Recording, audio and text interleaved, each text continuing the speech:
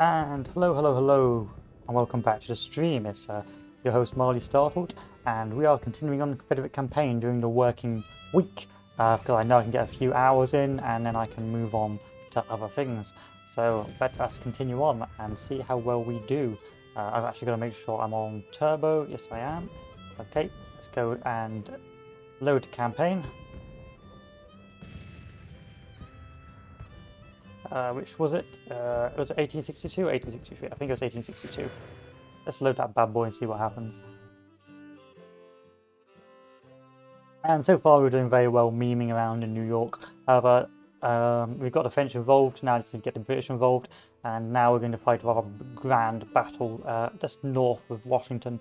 Hopefully this will slap the Union and allow me to continue my advance. I did play a bit ahead last time during the stream just to see what would happen if I just memed around for a bit, and things were going rather well. So this time I can actually try and play properly and try and end the war as soon as possible. And the best way to do that is to win as many battles as possible and weaken the Union resolve to fight. And I suspect their resolve is rather slim right now, almost non-existent. But realistically, if the Confederate forces were sacking New York, I suspect a peace deal would be quickly on its way over. But in this game, the Union is rather stubborn, but it is what it is. But again, realistically, the Confederate army would not be marching all the way to New York. Anyway, here's the strategic situation, boys and girls. So I have the Army of the Potomac and the St. George Cock and Joseph E. Johnston, north of Washington, past Baltimore, just outside Fort Mifflin, in a defensive formation awaiting the Union advance. So I'm just going to upgrade the Army of the Potomac, give them the best weapons I can give them. And the Army of Shenandoah as well, which is the bigger army. Over in the north, we have got the Hampton's Division retreating back to Washington after auto-resolving and getting slapped by the Army of the Hudson. This army of 57,000 men versus this army of 18,000 really should have won, but I guess supplies are a bit low. And over in the north, we have got 34,000 army strong force under South Carolina militia moving through Union territory. Probably going to head back south now to help assist holding the northern states. I'm just going to see if I can give these guys some more men, the South Carolina State Militia.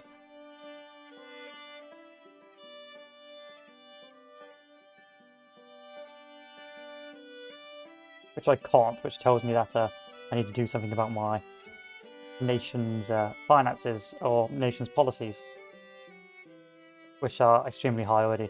So my policies are, of course, going down as fast as possible down to King Cotton, number 4, so I can get the British on side. And we are also heading towards, I'm going to have to increase my policies here as well. I've already got 5 policies. We've also invested in finances as well, which we're going to have to probably lean back off in a second, because really what I'm in a bit of a predicament right now. I've already used my 10 policies, so all I need to do is get rid of one of these policies so I can go down to this one here, so I can start burning cotton. I don't really want to get rid of the diplomacy policies, so I will probably end up getting rid of my financial policies temporarily so I can get that chapter 4 King Cotton. In any case, we're about to fight a rather large battle. Oh yeah, and there's absolutely nothing going on in the Western theatres. The Western theatres have been well and truly ignored. Make sure these guys are on aggressive, which they are. You are not. I need to change you to aggressive. I need to make sure that supply depot is getting built. I'm going to build another supply depot here as well.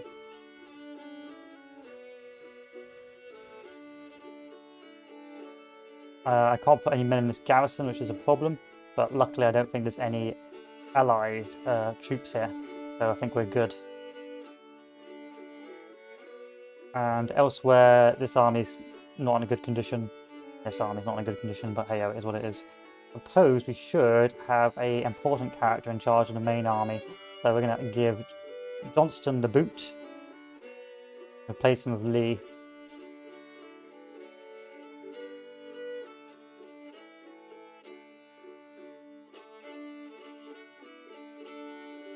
Actually we won't because I can't be bothered. Unless no, I can't. I don't even know where Lee is.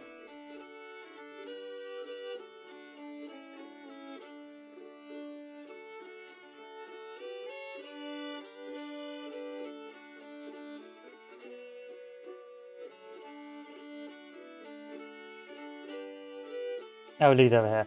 I'm going to replace Lee and give him to someone else because we've used up all the offers already. And then we're going to replace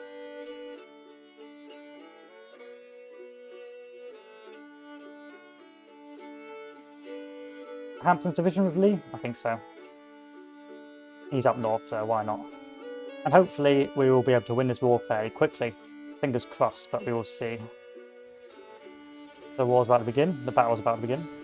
There we are. They're 87,000 versus my 116,000. So, and plus my 19,000 cav, so I doubt I will lose this engagement. And by crushing the Union here, I can send them on a skedaddle and comfortably hold the north.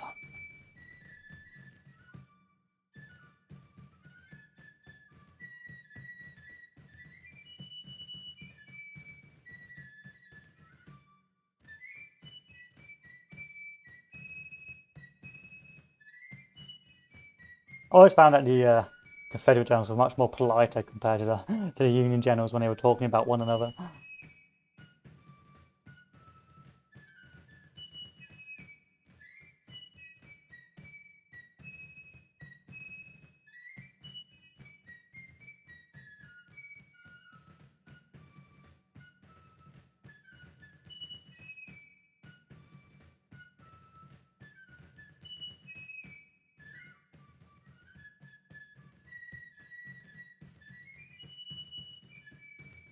But I think the Union's economy will hopefully start to suffer, losing most of its industrial heartland to the north.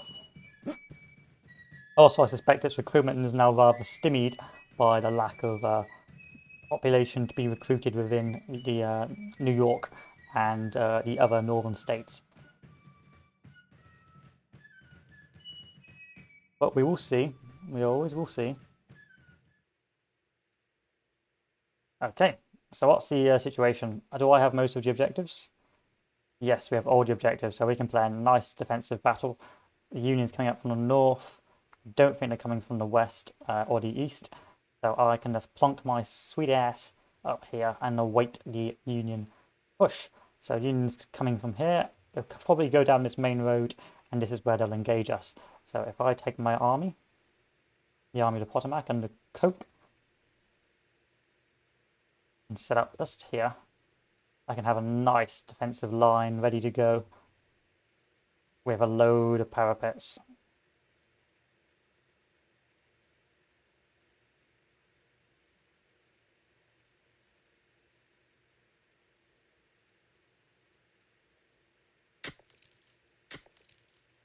And then I can have a nice second line as well, because I've got so much dig-in potential. He says.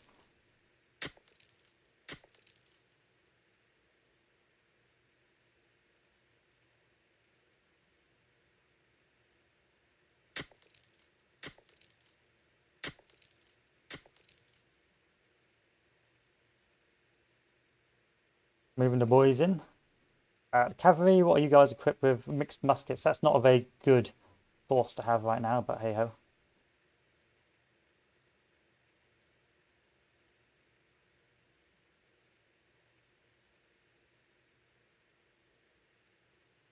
And then we'll just have to await the reinforcements.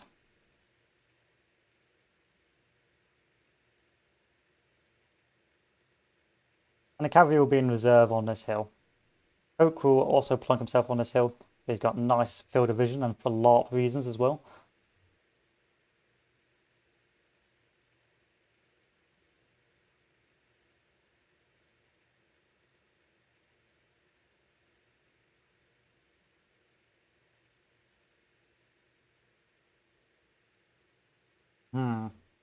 These guys don't have a very good arc, so it may have to be switched out. Something like that. Like this. Like this. That's pretty good arcs. Yeah, that's pretty good arcs. And that should be. That's good to go. I'll switch the cav out just to be on the left, just to be on the safe side. And then hopefully we can just wait for our reinforcements to arrive. And if they do try any sneaky flanking maneuvers on the right, we will hopefully have the resources with the reinforcing army to push them back off. Apparently I'm looking forward to a major defeat, but I don't really trust in that because my mass of allies, well, a mass of reinforcements coming in. And hello Hoffman, welcome back to the meme Confederate campaign. This time actually fighting some battles. Still, I wanted to get out of Washington. Really, the smart bet is to hold around Washington and let the AI come to you. But as you saw in that previous battle, of the previous Confederate campaign, it becomes rather repetitive fighting the same battles over and over again. And so we had, in the end, I decided that we'll do something a bit different and actually try and move out of Washington and move as far north as possible, so I could see a few different maps, like this one in Maryland, which I found quite interesting. Still, fingers crossed. What to play? I think tomorrow, Dawn and I will be playing a bit more Diablo 2, Resurrected, and then Wednesday I may just do another Vicky game because I want to do more Vicky. I'll probably just play Brazil or something. I want to play some meme Vicky games where I reintroduce serfdom and just be as backward as possible. So Johnson has arrived with the main corps. Perhaps it's a bit gamey to have massive armies because this gives you always a size advantage, but the core system is not very useful in this game because of things like the delay undermining your potential.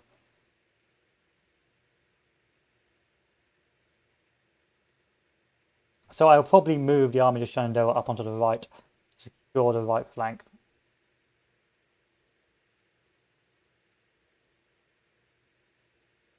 I'm going to cancel that order. I don't like it.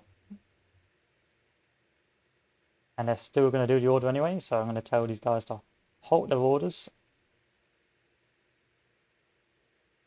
Or not. I'm just going to let it play out.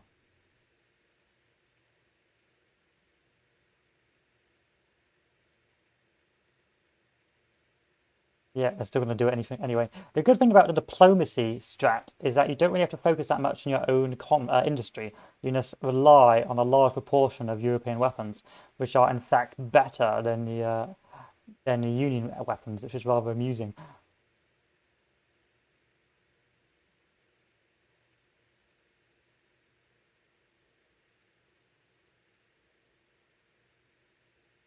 However, the one thing it does let you down on is infantry equipment, which is unfortunate.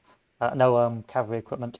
As you can see, my cavalry, even with level 4 diplomacy, still has mixed cavalry weapons. I suspect because at this time period, people are realizing that cavalry is not so good anymore. But I have some meme ideas for a Victoria campaign, like Brazil as being the arms factory of the world and producing nothing but military factories, or Sweden, perhaps the Sweden playthrough to form Scandinavia. But I haven't decided yet. And plus, it's about timing because I'll be very tired going home on Thursday. So, as expected, the Union Army is moving down this road. This shouldn't be too much of a problem. My cannons should start opening fire. Apart from this cannon. Fine. You can go there, Mr. You can go here, Mr. Cannon, actually. There you are. I doubt you'll be threatened anytime soon. And they'll form up their lines.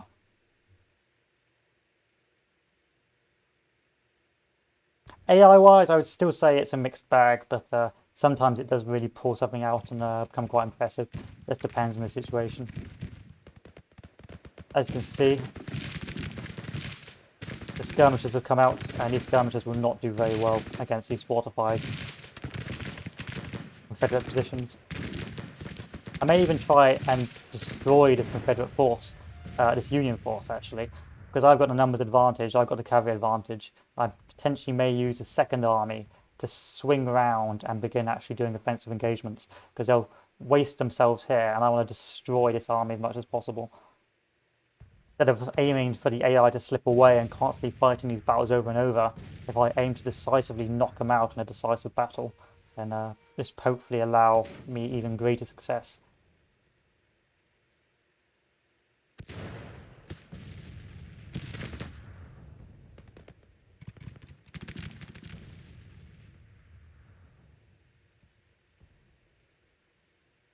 So if I order the army just Shenandoah to halt what it's doing, I need it to sort itself out, because it's going to start moving troops along that front, which is not good. And if I watch what's going on over here,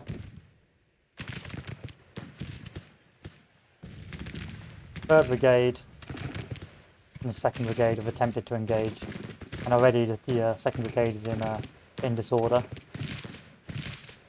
You have to be careful of them constantly leaving their trenches, but it's not the end of the world.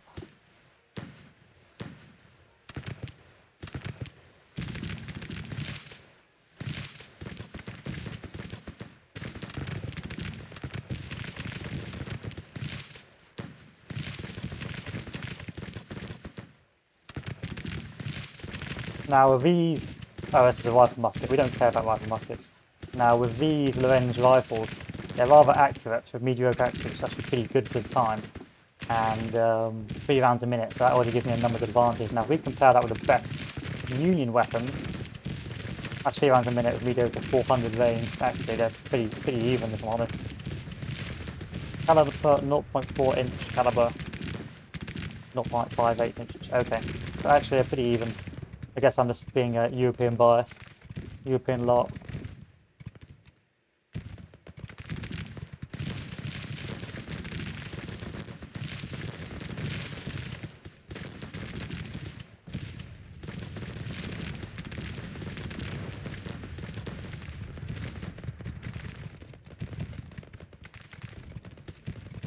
I may have to send these guys up to secure the flank.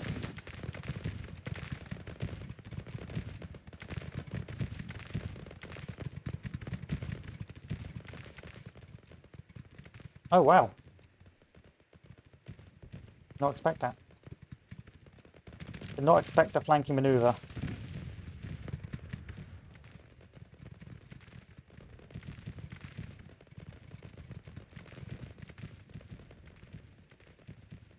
Hopefully it's just one unit, but if it's more than one, then we could end up with some problems. Especially because my army's not really ready after I gave a contradictory order.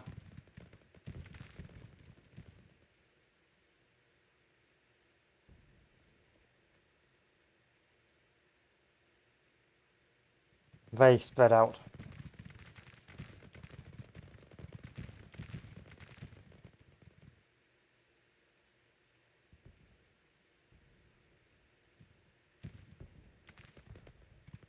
I don't think there's anything to worry about this yet.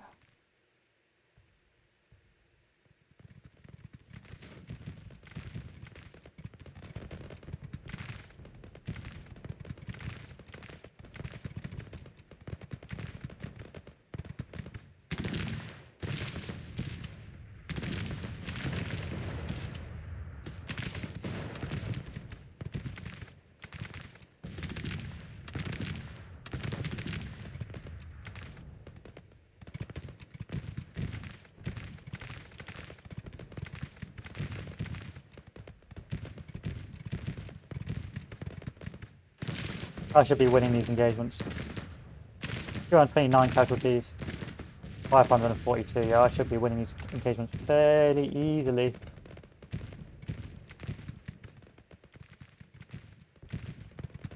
Saxon's moved in for the kill. With the Enfield rifle musket.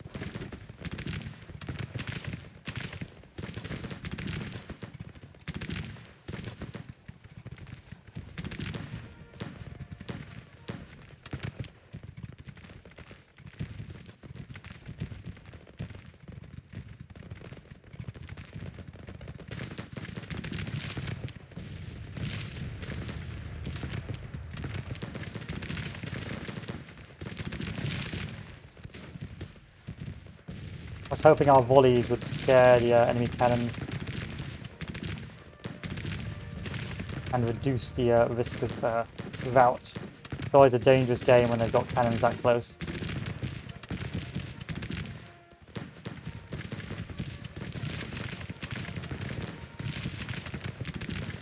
Yeah, they're beginning to withdraw, which is good.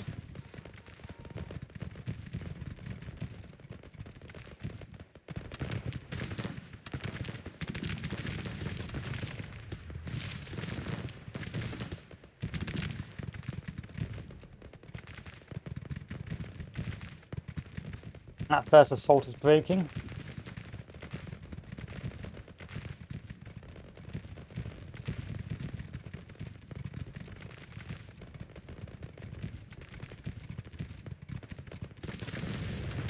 I do like how you can see the lines of bodies as well.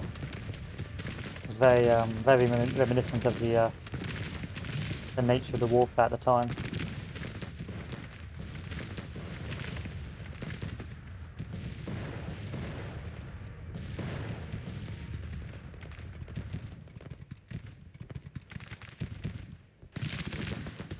Now, I'm going to send these cavalry in for a charge. Under Early, Van Dorn, Garnet, and Cutshore. Because, oh, maybe not. I think these guys aren't that much of a threat. And I want to move the armies up soon, because I know those enemies will begin to flank. So this cav is now, in fact, going to move up here to secure the flanks. Same here, I'm going to move the cavalry up to start challenging that flanking position as they move up on the hill.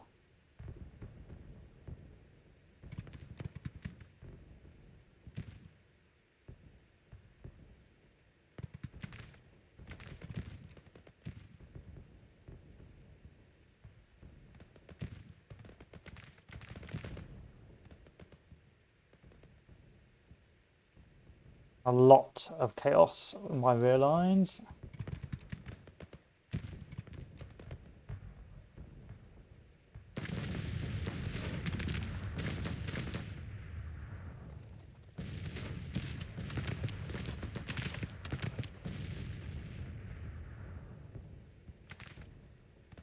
Okay.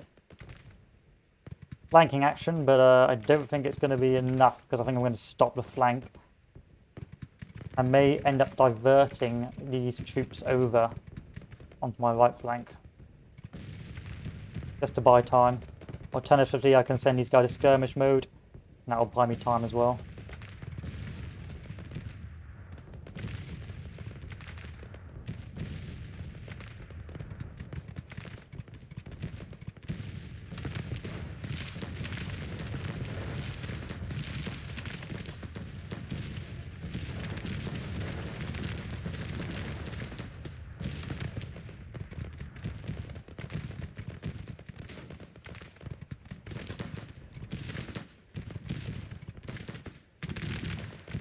There we are.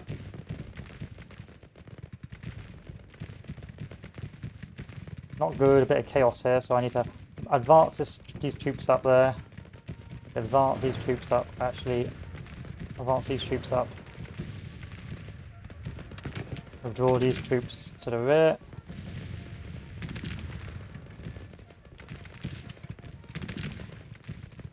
It's like Smith's division is engaging. I need this division to move up now to reinforce Smith's division.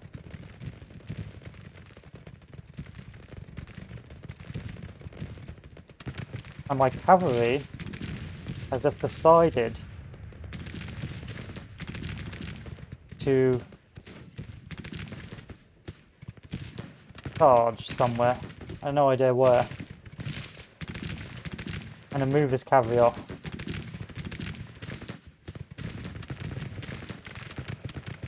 And make them to be a bit proactive. Because I can't have that cavalry just wandering around doing that.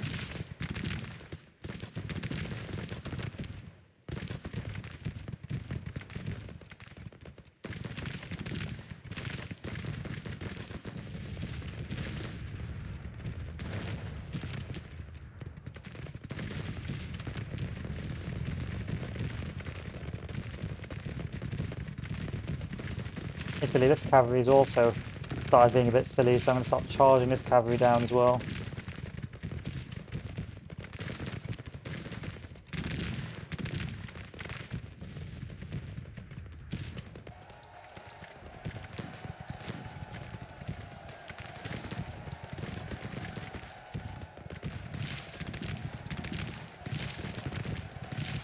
Tight engagements here, but I think Jackson will hold. Jackson's an extremely good brigade commander.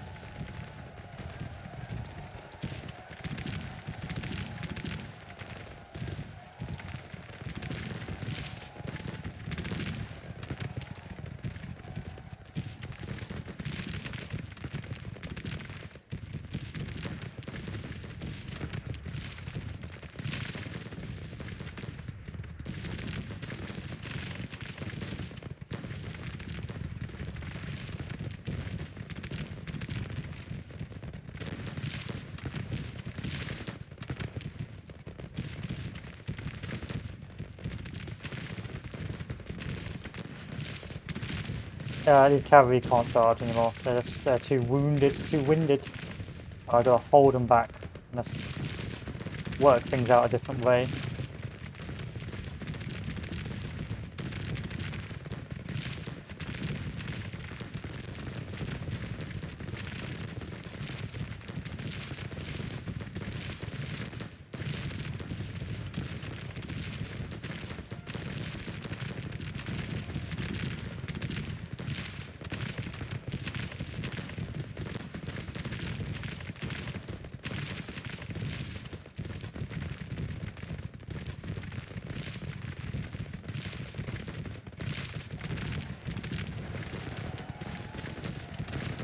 The cavalry's done its job, we'll send them crashing.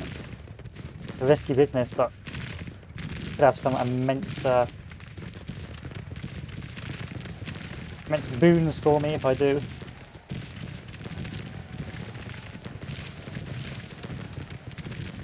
You can't really charge with one brigade of cav, you've got to do it with like a large number, because normally you have one brigade that route.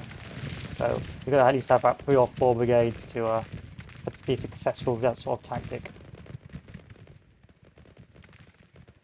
Fortunately, the march has made my actual larger reinforcing army rather tired, and so by the time the battle ends, I suspect my reinforcing army won't have much of an impact.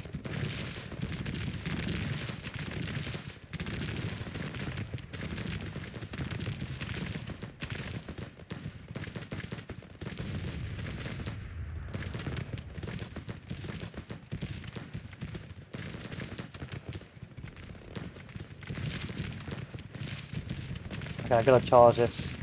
My cav decided to charge regardless.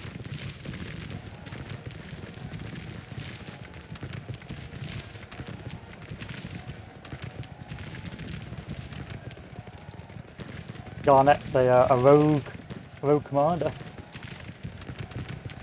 Who's the commander of this for? H. Holmes, okay. Looks like he's just not got much initiative to slow down this engagement. We should win that, even though my boys are tired.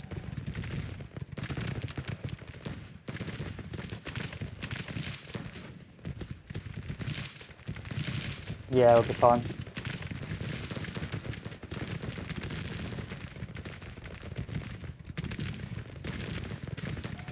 We've had one routing cavalry unit under ledge show, but apart from that, we have broken one of the cores up north. Hoping they don't rout. I'm hoping they don't surrender, so they keep on retreating back into the enemy line.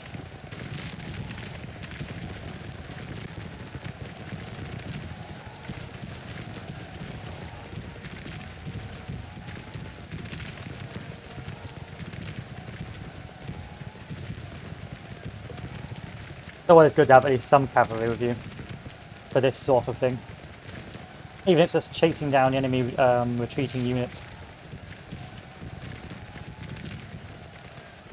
And there we have it. Another glorious victory here. Oh, my game's almost crashed. There we go. Some minor engagements are back at the main main defensive line, but nothing I can't handle.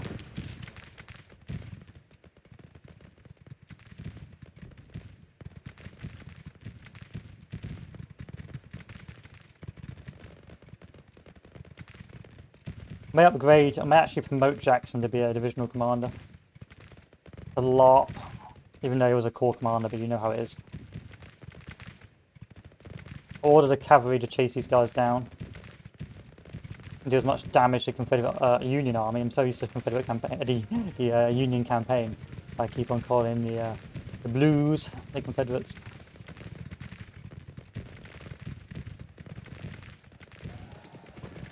It's a bit of a clusterfuck right now, but I think we're going to win this. We've already had one unit surrender.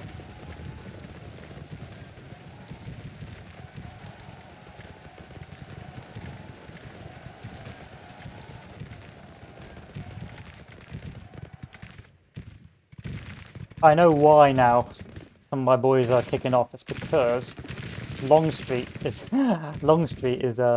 giving orders he shouldn't be.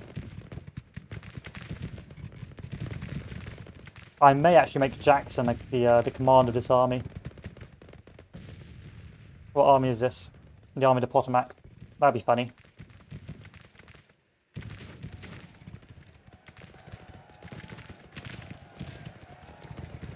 Sadly, a bit of a stalemate here. The good thing about the Cavs is they can run away normally from a route, so it's not that bad. But they did capture one brigade under Colonel Gibbon. And that's 2,000 men I can have at my own disposal.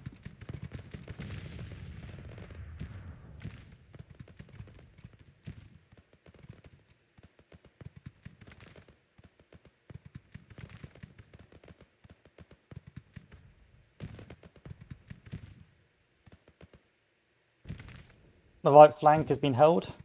I'm going to send some cav over to hopefully pursue and destroy these routing corps.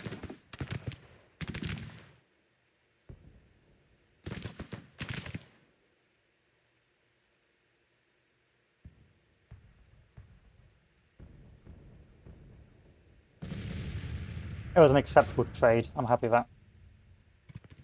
And these boys will start withdrawing, so if I can, I want to see if I can exploit this now and begin to counterattack.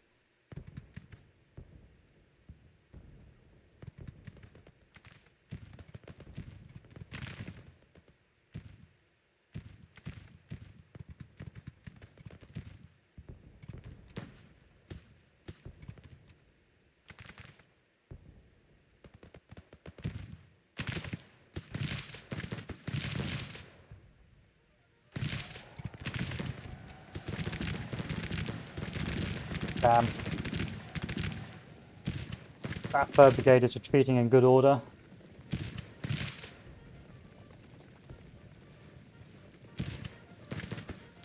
Making it very difficult for my cavalry to chase it down and pursue it.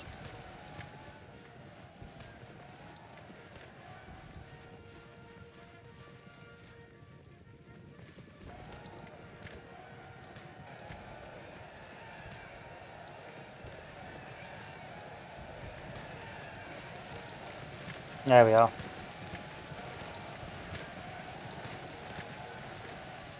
The cavalry did its job. Very impressed with the cavalry. Extremely good at slowing down, pinning and breaking isolated units.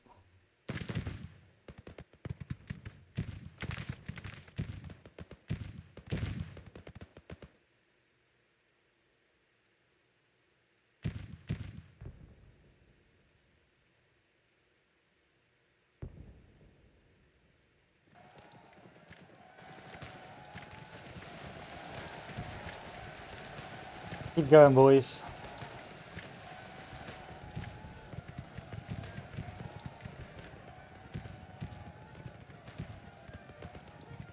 Da, da, da, da, da.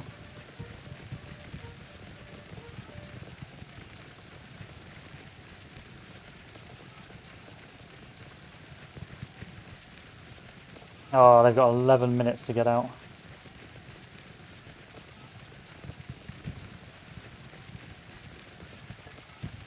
That was much of a charge, now was it?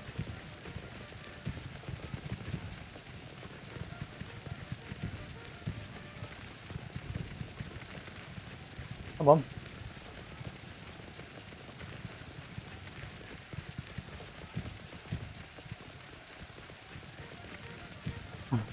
They keep on running too fast. Oh, that's a shame. Still, 18,000 to my 5,000. Rather good trade. So 8,000 is, well, 8,600 is about 10% of that army. 816, about 20% of their army was lost.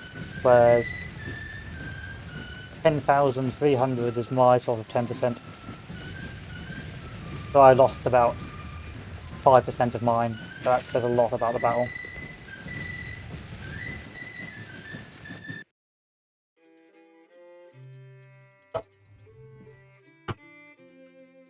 From there, I'd be tempted to pursue to see what the Union does.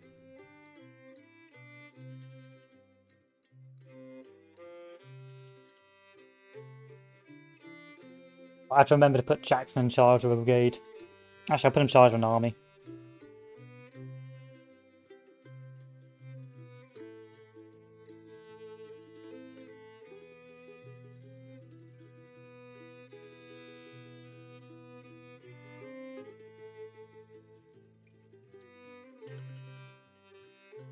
Jackson's quite an amusing general. If you have him as a brigade guy, he'll always tend to be roped.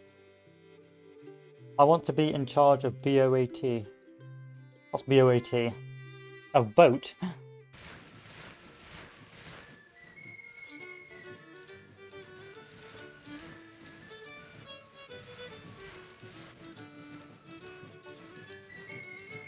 He can be in charge of a boat, I don't see why not.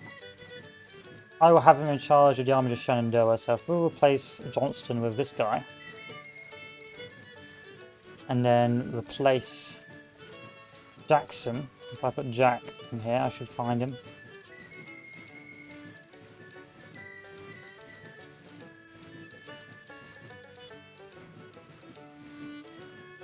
Where is Jackson? Come on, Jackie boy.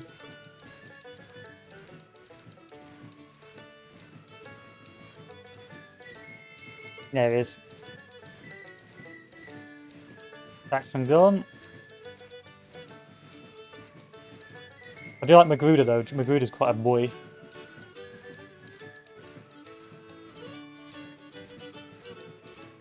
I'll put you in charge of the army of the Potomac.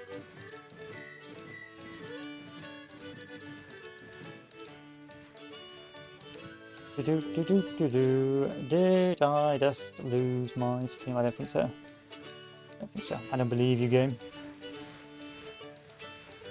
And these guys just start routing, like they always do. Now we can pursue into Philadelphia.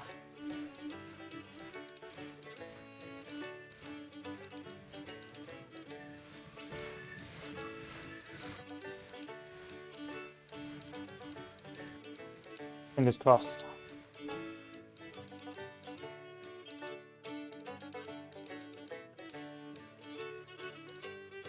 Did I just lose my internet? I think I just lost my internet, boys.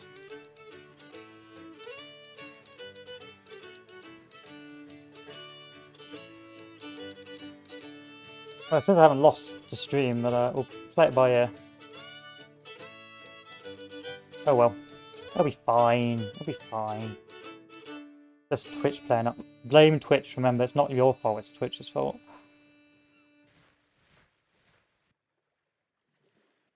So we'll send the South Carolina militia back down to secure Worcester.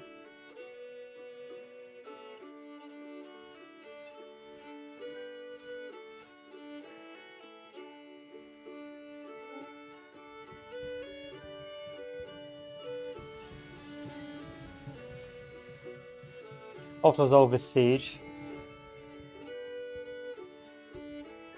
Win Mifflin. Send the rest of the army up.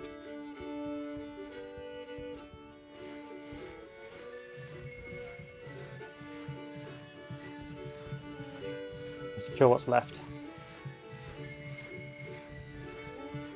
Hopefully secure the supply depot.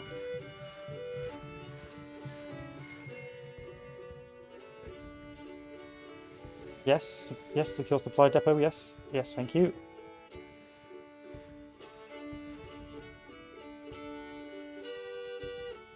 I think I'm going to move this army up a bit more to Trenton.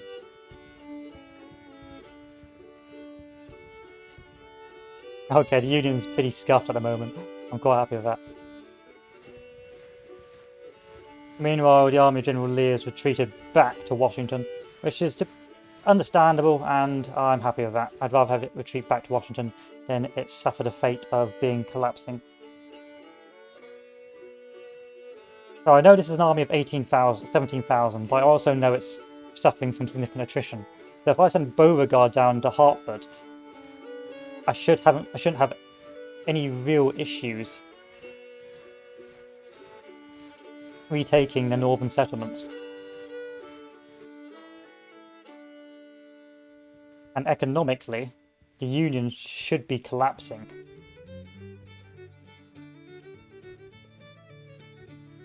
Because, though, let's be honest, it doesn't have much left. Unfortunately, Lee was pushed out. We couldn't organise enough, which is a shame. So he's going to end up retreating down to Hartford, which is okay because South Carolina militia is heading up there now to secure it. And so what we can do is use the northern part of the states to move down and re-secure our positions. So it's not that bad. Lee can reunite with the South Carolina militia. Yeah, he's struggling right now.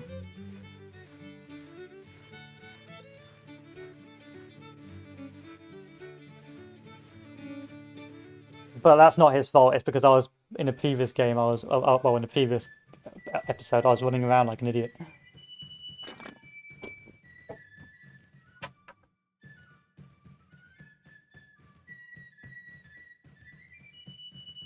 As long as I can keep the Union in chaos, I'm happy. Because now that I've moved north, I can use the Union supply depots in their own core states to live off their land and just like keep attacking where they're weak. Whereas instead of hanging around Washington and having to build up in Washington a large supply depot for a large army, by spreading my armies out in the north, I can quite easily keep my armies fed. So, the enemy positions are here and here. I need to go and secure this objective. My line of advance will end up either going down this way or going down this way around Big Roker Mountain. Now, if I go down the west side, I will end up potentially coming into the town and trying to cross that stream. But if I came down the east side, I can potentially come down and be past the stream to open in a field of battle around this part of the map. So I'm going to march my armies down this way and engage from that side. But you never know, they may come to face us, so it could not work out. We'll have to play it by ear. Extended line. Have my cavalry got good equipment? Of course not. Never.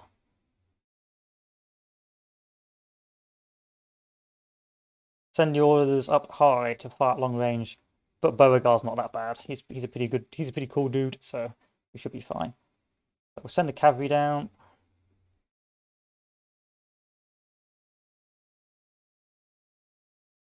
Send the infantry down.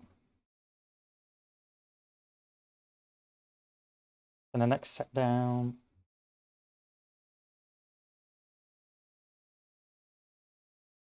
And send the artillery up behind. I could put the artillery on the hill, but it may end up being a wasted placement if I don't know where the enemy is. It's probably not worth it. But yeah, I gotta move these guys as well. I move them up behind as reserve.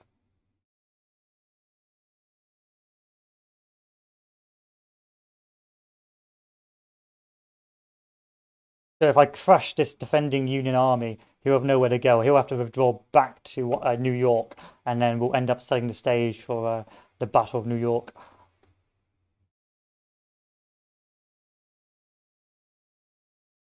Now, I don't know if I'm bugging out the game right now. I don't know if the game expected me to have the battles this far up north. But If anyone could point it out whether or not we are actually anywhere near Connecticut, I would be a happy boy, because I don't think we are. I'm advancing fairly slowly because this AI is actually pretty good now at putting up fortifications around main routes.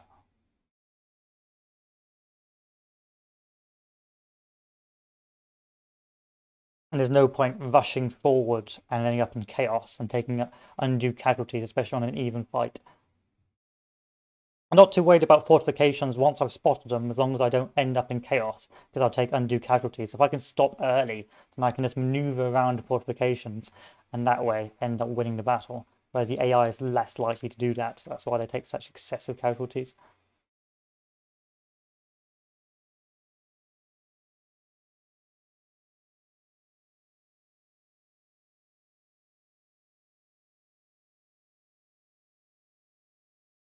And it's only 1862, so the training won't be that good. Well, apparently the training's excellent for these guys, but I don't believe it.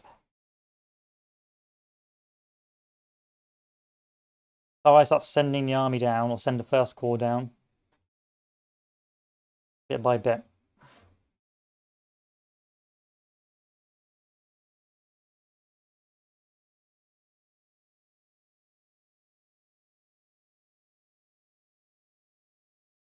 And there we go, he's on the way.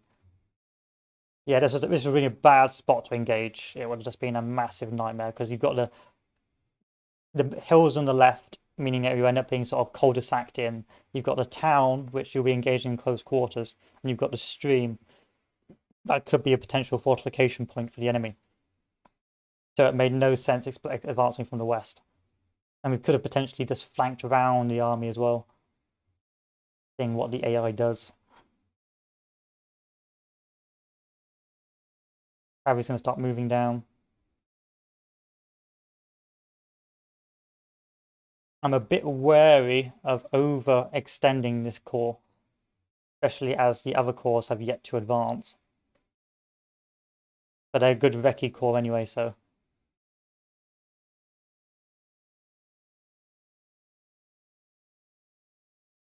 Sometimes I feel like not moving the artillery early on, because they end up clogging up the roads.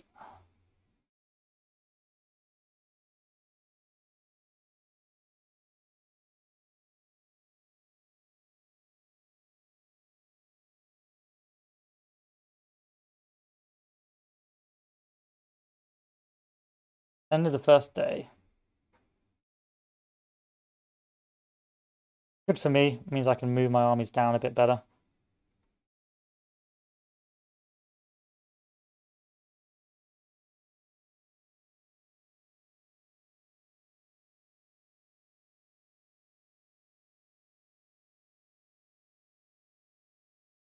And there we are. And we'll probably end up seeing the enemy like there and having a massive battle, so let's find out.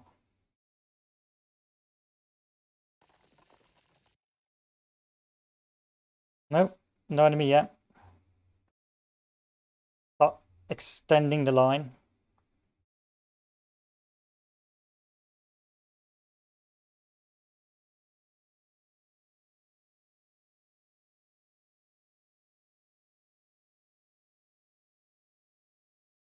I didn't want to do that. Cancel that. I told you to cancel that order. What are these guys? Maybe they'll cancel it later. I suppose we'll find out. And cavalry will start sweeping down on the right like this. Yeah, I think we've gone round, yeah, the Union Army.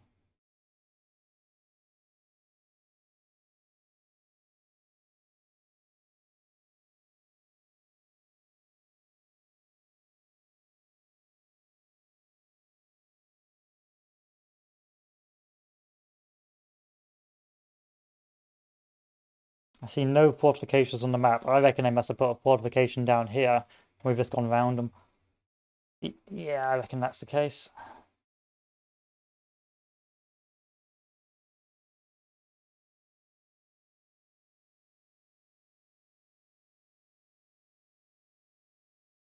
I'm going to leave 2 of my divisions in the rear, just to act as a delaying force, just in case they do try and attempt to return the way they came.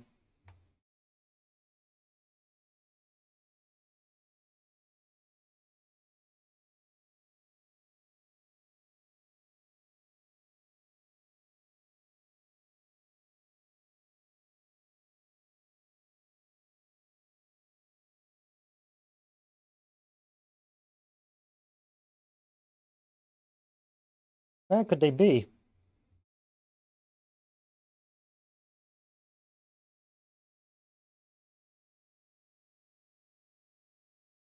Have they retreated?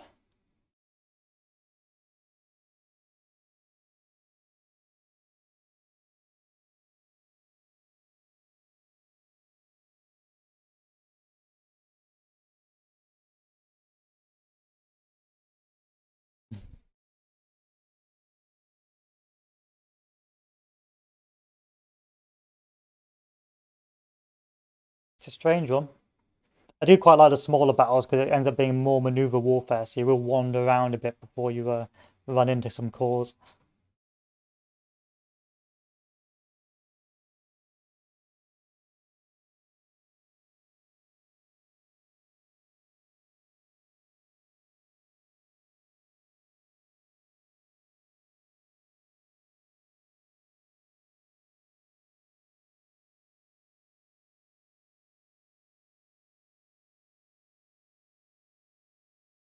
They can't be over here. It wouldn't make sense.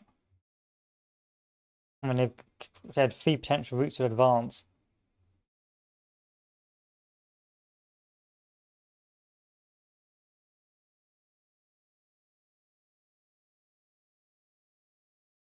Could send the cavalry out scouting.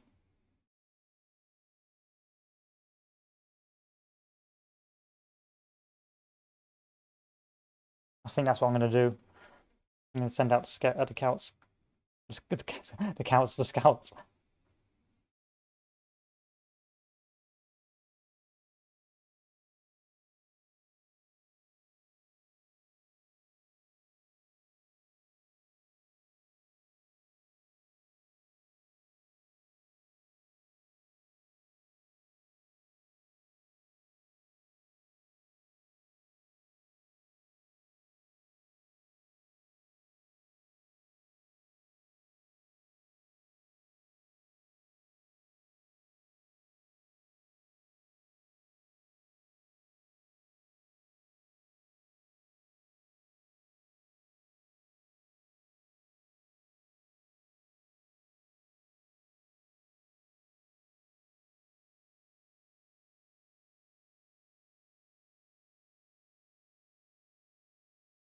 I'm going to leave that command there.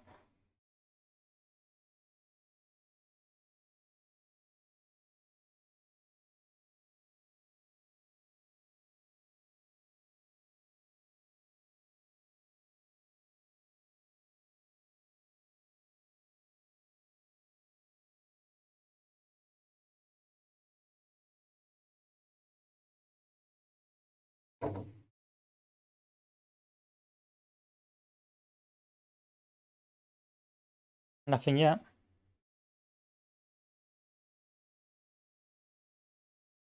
No movement. Nothing. Let's return the scouts over here. They'll start expanding westward.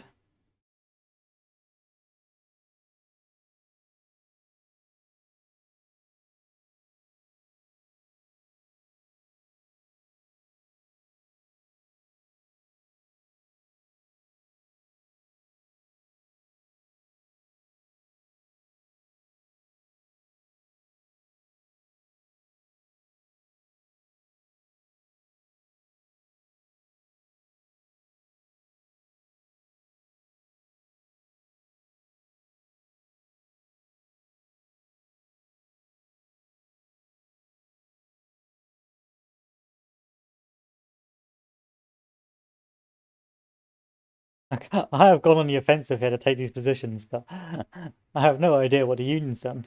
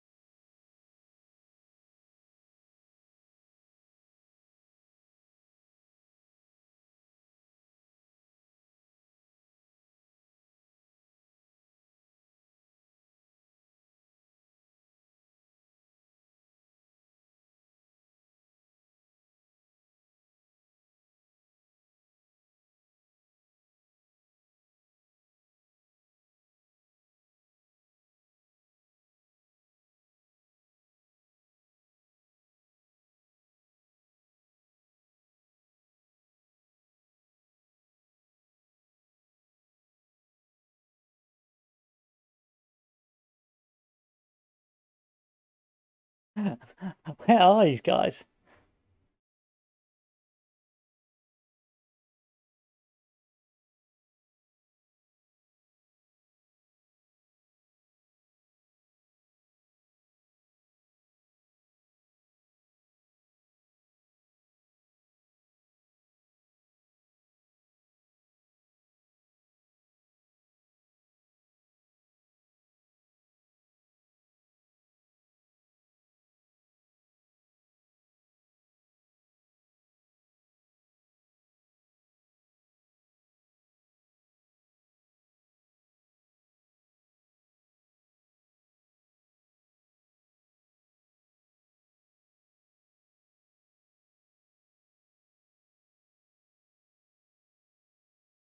Okay.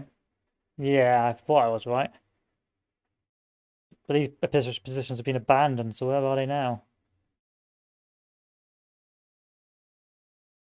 Oh, relocating the cav this way.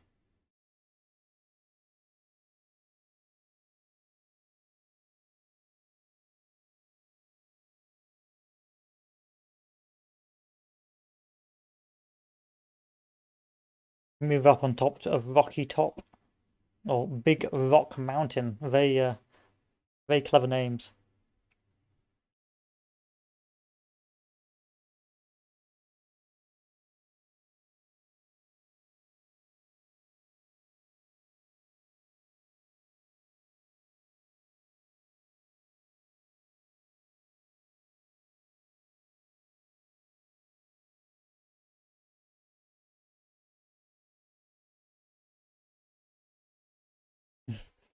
We were lucky that we didn't try and advance on the west, because that would have been an awful front to try and break through. River on the left, mountains on the right. Ugh, not good.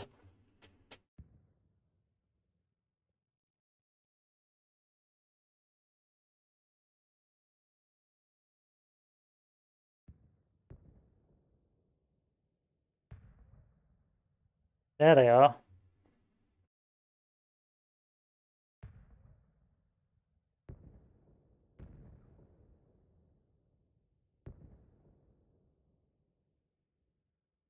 Start moving up the army.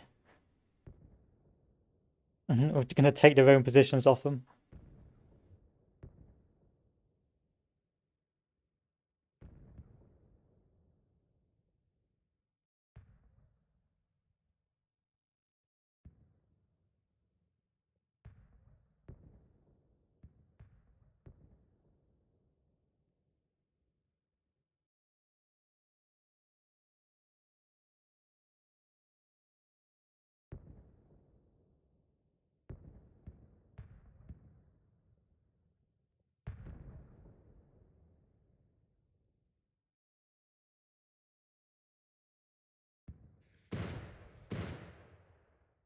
Stop cowering.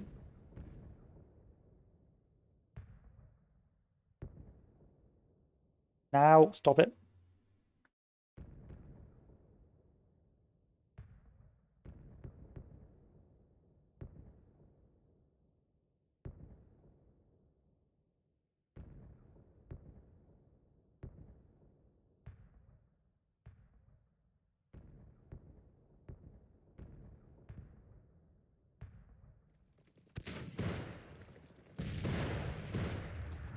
There we are, in cover.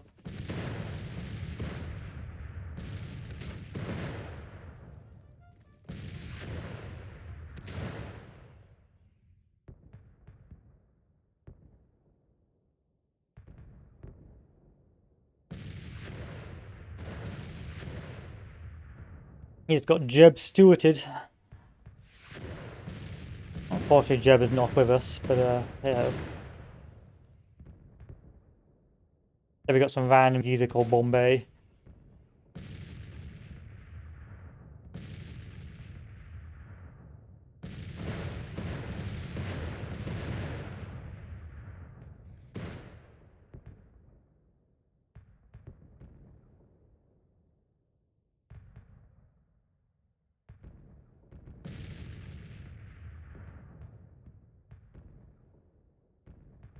3-day battle, basically a 3-day back war maneuver.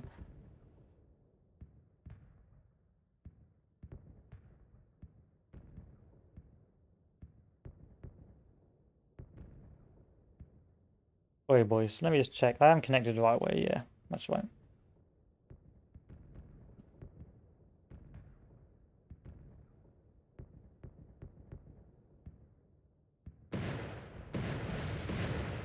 I understand why you're cowering. Who's the commander of this? Bonham. Well, Bonham.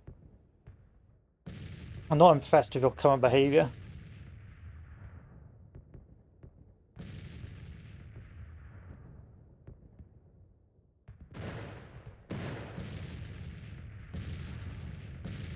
These are not high morale troops. There's the rest of our army. Sorry, old boys, but I think the tables have turned. I'm about to sweep you into the lonesome lake.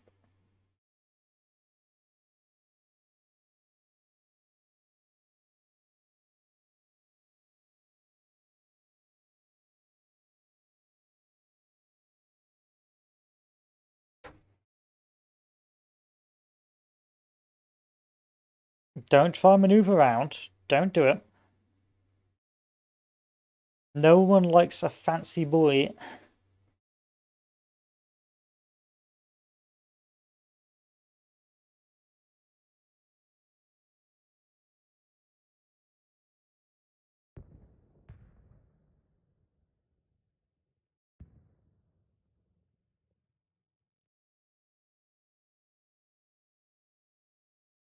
Excuse me. What is this?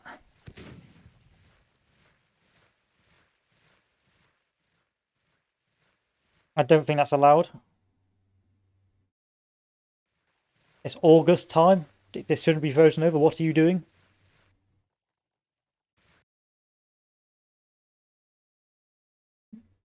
Cheats. Cheats. Union cheating, please nerf.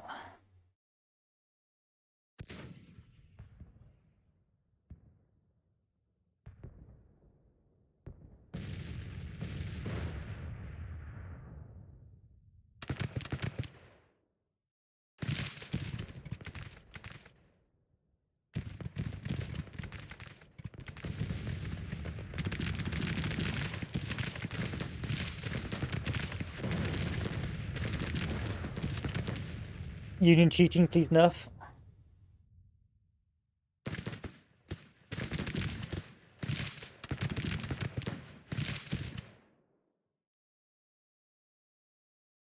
Oh, now you just teleport over there, that's fine.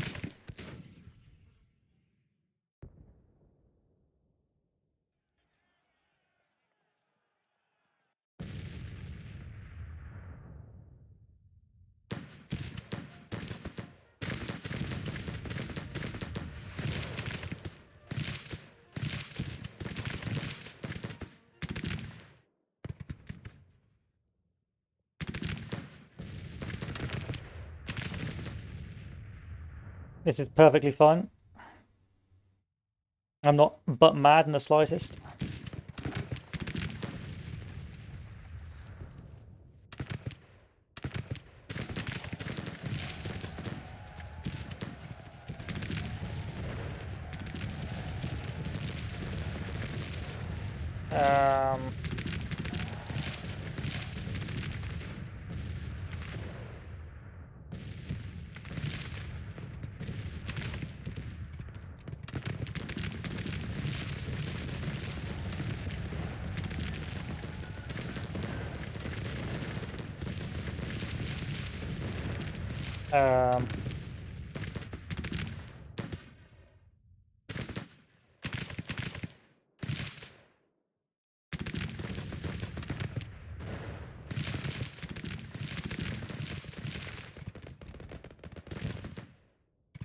Half my corps still walking up a hill.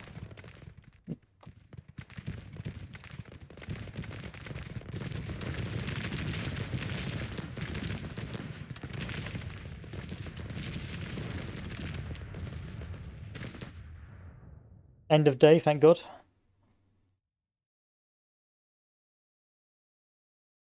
Where's my army? Reorganise.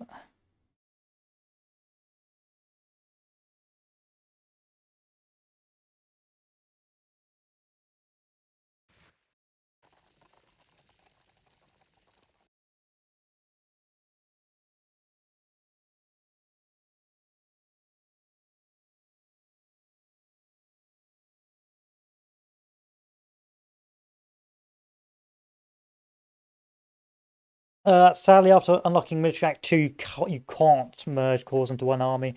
Best you can do is just have one really big corps. So unfortunately, that's the limiting factor of Army Corps 2, no, Army Policy 2. So it's often recommended to build your armies before Army Policy 2, otherwise you won't be able to do that. But hey ho, it is what it is.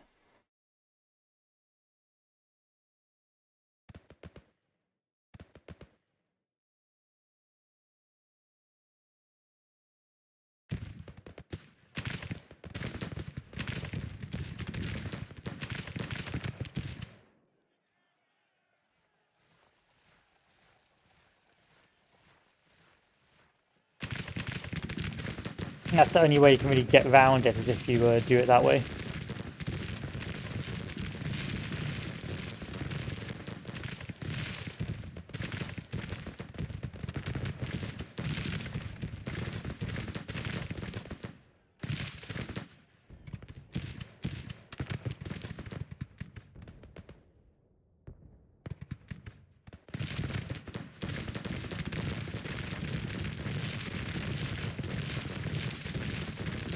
We should be winning this.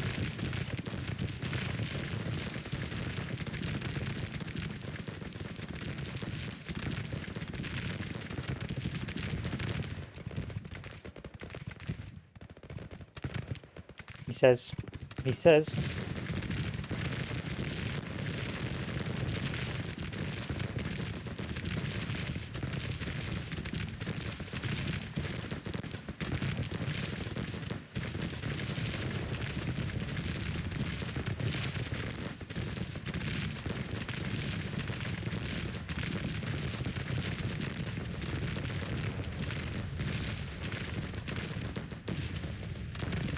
Yes, that's why I try to avoid Army 2 or build my army before Army 2. Because it's supposed to make your nation army better using Army Policy 2, using the core system. But actually the core system is not particularly good in this game.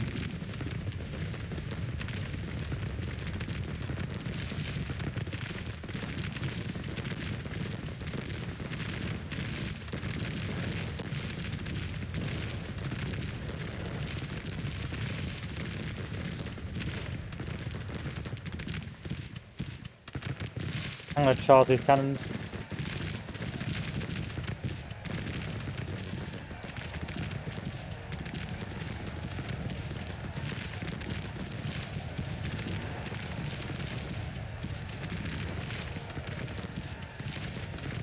Get them, boys.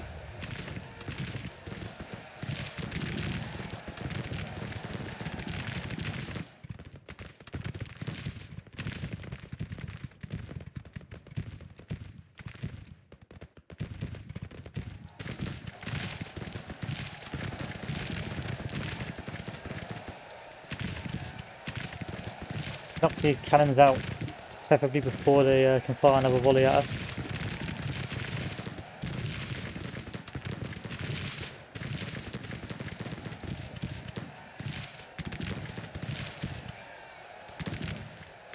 Yes, that's a very small lake. That's how we'll laugh it. That's a small lake.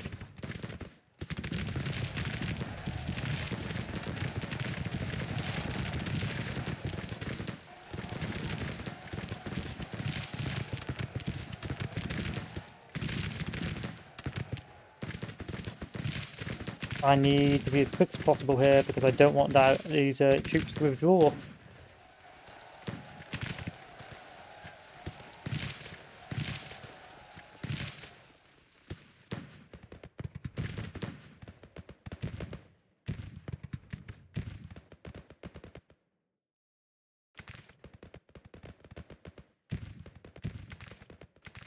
Come on, Cav, come on.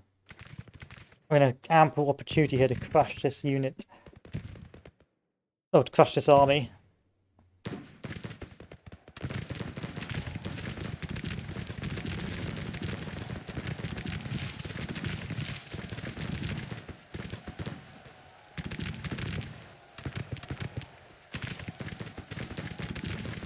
Or you can just rout. Yeah, that's a good idea. Just rout. I'll try routing. That's a cool trick.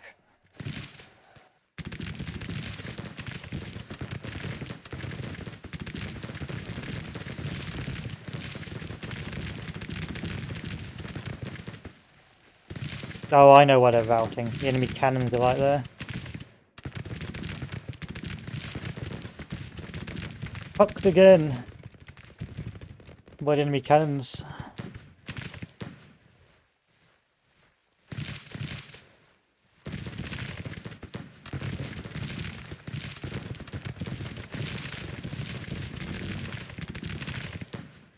Charge those cannons.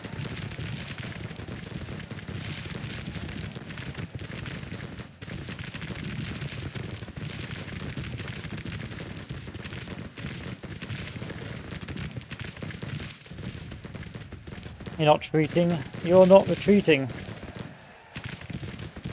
I refuse for you to retreat from this battle. I've got 38 minutes to crush you.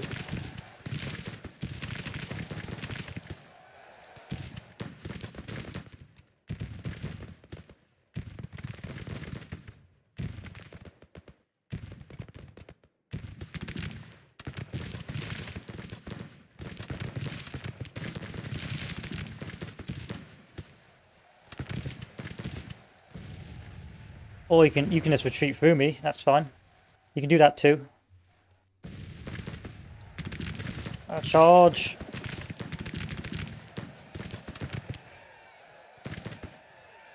Charge.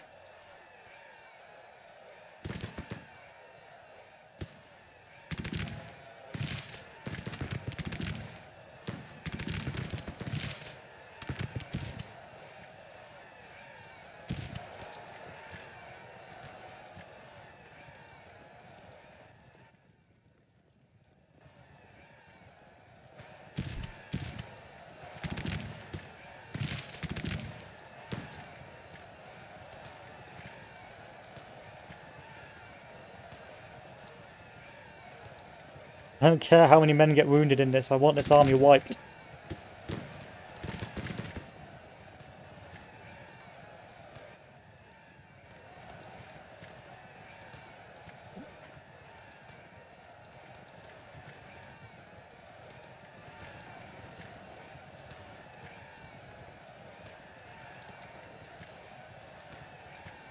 There we are.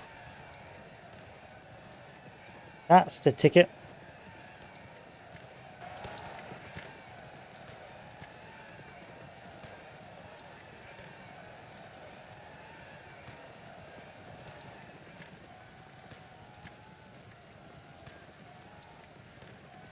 A lot of these guys don't like melee, which is a shame.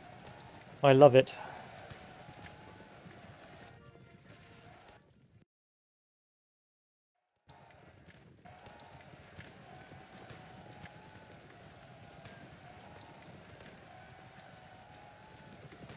All my troops have routed from this 3rd Brigade.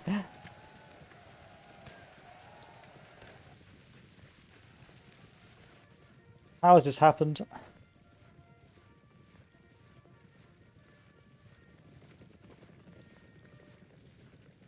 How has this happened? How has the 3rd Brigade been able to single-handedly hold off this entire army? Bruh.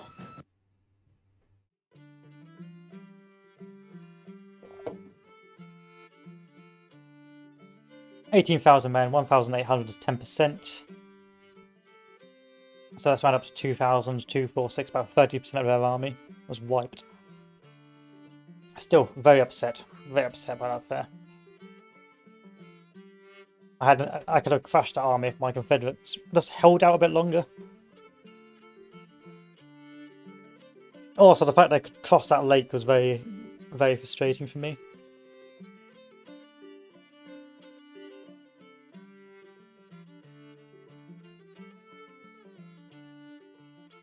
Maybe a very unhappy boy. Unfortunately, you can't really skip Army 2 as well because you need it for conscription, so it's one of those things. I suppose you could cheese it and build an army prior to going Army 2. But hey ho.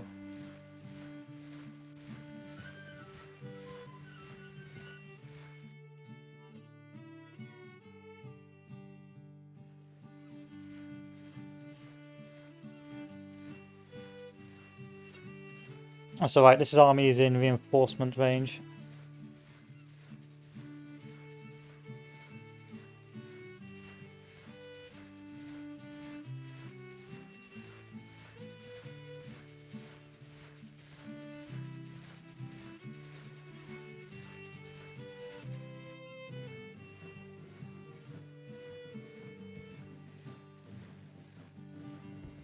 I sort of split my armies into two now, a bit risky. Especially because that army is coming down. I've got to retreat back to...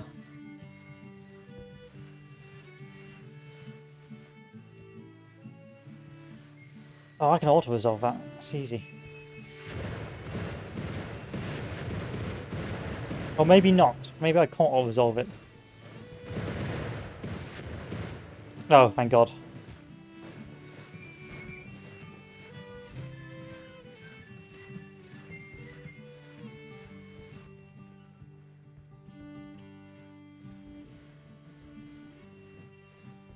Where I sort of ended up back where we left off. It was sort of a bit of a draw there.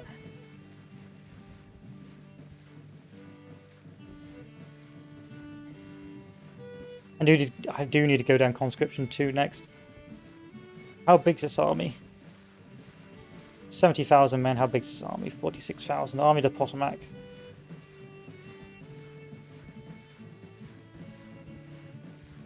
Yeah, I need to go down conscription 2. Sadly.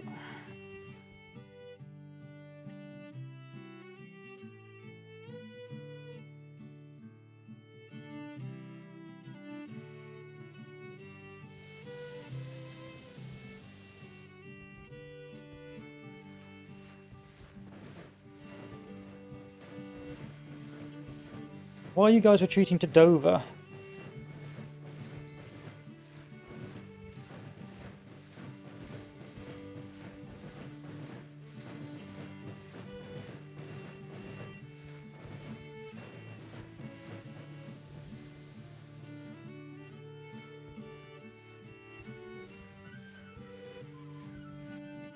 You're not going to get supplied here, boys.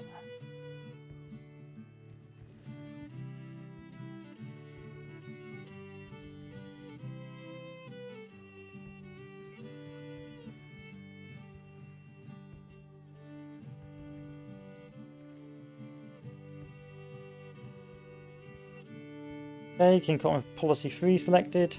No, I do need conscription. Sadly, boys, I do need conscription. Otherwise, my army is going to start poo-pooing itself.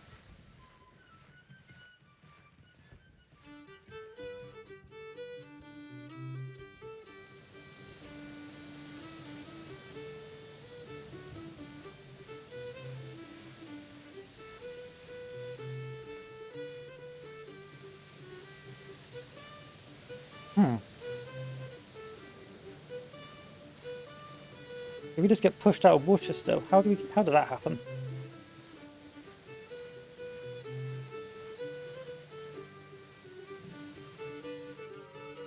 Moving back down into Springfield.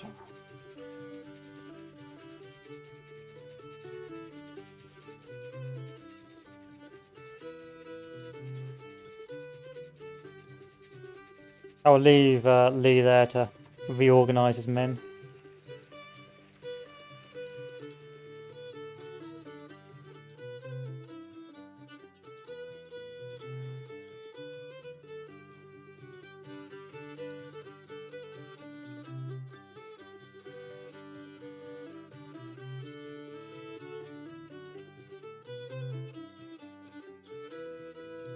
No, I don't really know why supply is dwindling. I can't really do much about it either.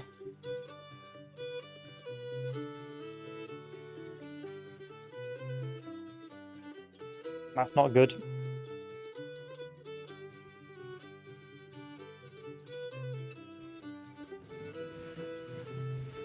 We've got a lot of armies routing here as well. Because of a lack of supply. Literally getting pushed out of Dover. I don't know why we're fighting over Dover, but we are.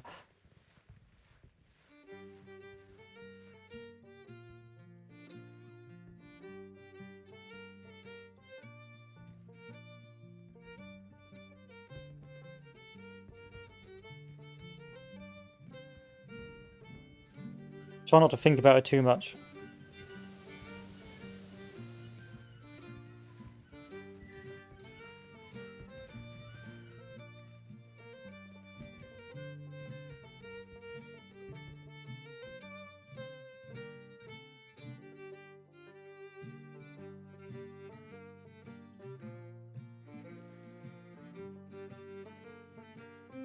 Oh, this is disgusting.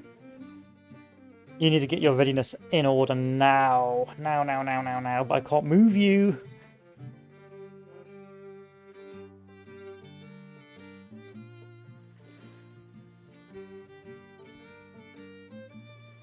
In fact, you're running out of supply as well. It doesn't make any sense. You've got plenty of supply lines near you.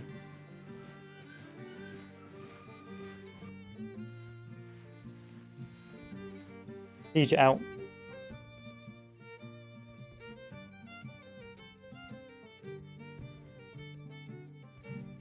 Siege it out.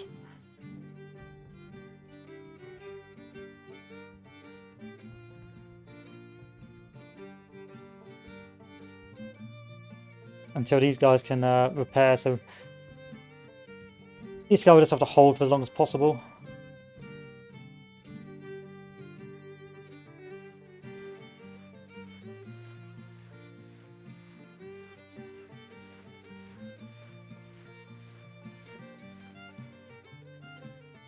Yeah, that was to be expected, and that will knock out British support by a healthy chunk. Oh, it won't. Oh, there you go. That's alright, French support low is high.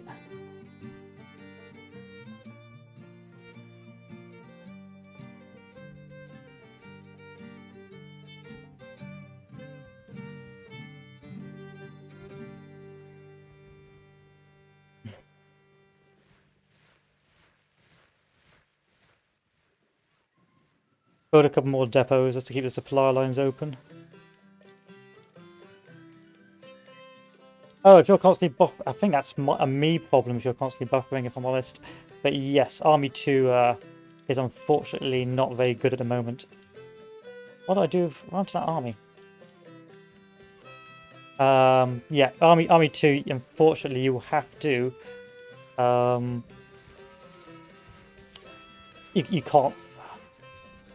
You can't build singular big armies anymore. You have to build corps. You can get around it by doing Corps 1. I wonder if I can turn on low latency mode. No, I don't want to clip it.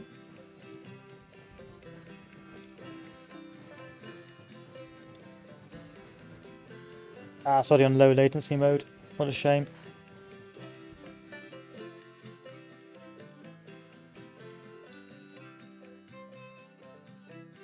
Why is this army retreating all the way out of Washington?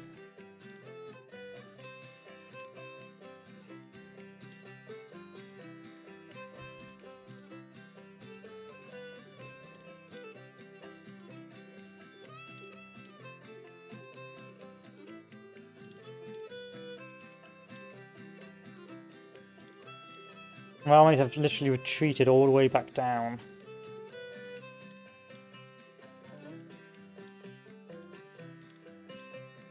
Where are you going, bro? Come back over here. Send that 80,000 men back up north immediately.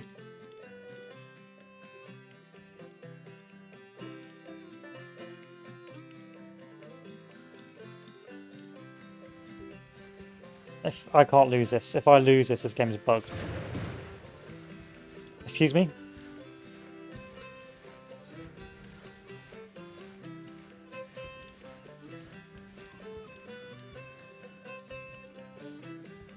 How? Lack of supply, I suspect. That's probably it. Bit of a nuisance, I'm constantly buffering.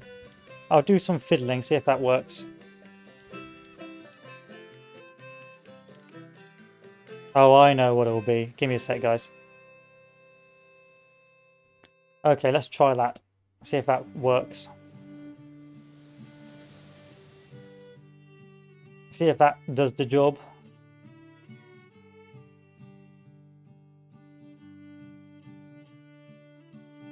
Probably not, but you never know.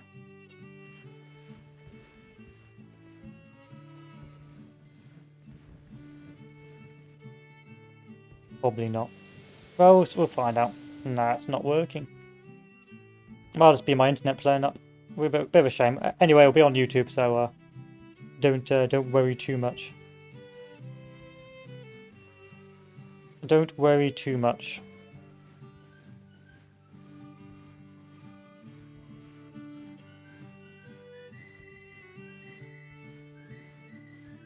I think you can only go to chapter 3 after 1863, so there's no point doing that.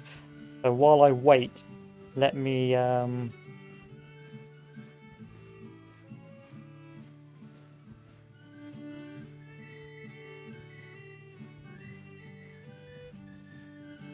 do print notes. Okay, I didn't realise on issue of Act 2, I built a huge army in Alabama that operates a single corps. Can't move the entire army at once, but the issue I'm having is that all my units from Act 1 are still in individual corps. I wasn't sure if you could later merge them into an army. No, you can't. It's unfortunate. All I recommend is either deleting your corps and just making one big god corps.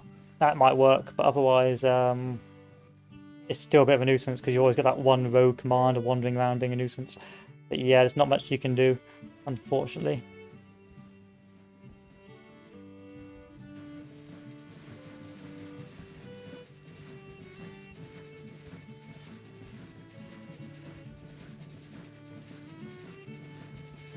So I'm going to add some more troops to the Army of Potomac. Come on. Can I add more troops? I cannot just yet. Well, I've got 37,000 drafts from West Virginia. But nowhere else. Why is that? I think I know why.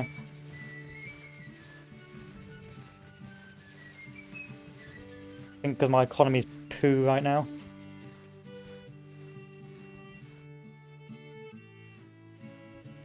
I have to play it by ear.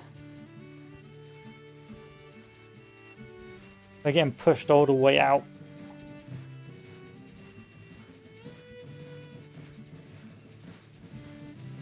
All the way out. This is not good. So what I'll do is I think I will unplug and replug in my Ethernet cable and see if that works. So I'm gonna drop for a while. Give me a sec, boys.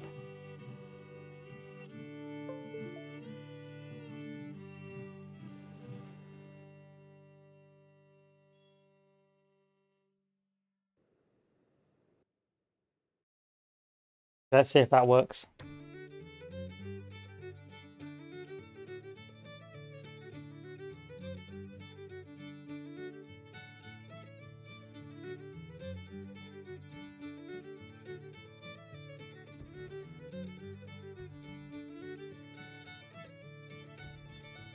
Moving a...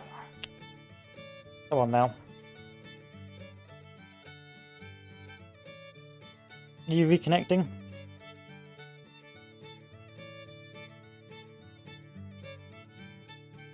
You should be reconnecting.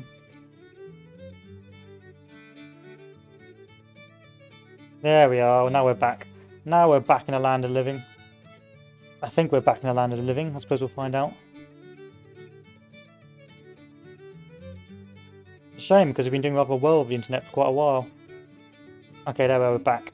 Okay, I didn't realise on issue blah blah blah. Yeah. Oh, I didn't see. I saw the other message, but yeah, it is a bit of a pain. It's a bit of a nuisance, unfortunately.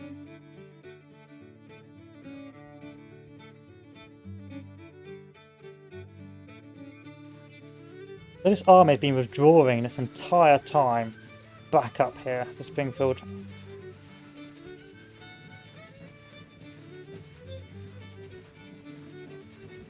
It's very frustrating.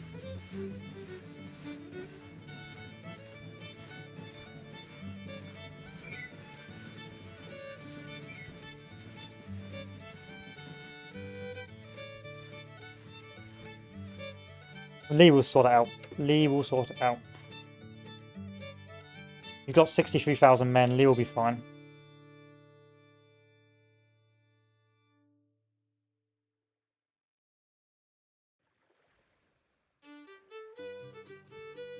Meanwhile, Magruder's back over in square one. The Army of the Potomac is chilling up here, which I'm going to have to do another peninsula campaign just to push these guys off, which is a pain, but it has to be done. There's not much I can do about it. But yeah, what tends to happen if you build another army is you end up having you have to do one big corps, and your commander just has to be standalone, and he's been quite a nuisance. I'm going to add more troops to the Army of the Potomac. Am I going to add more troops to the Army of the Potomac? I don't think I am. I'm going to add some more troops to the South Carolina state. As if I can. There we are.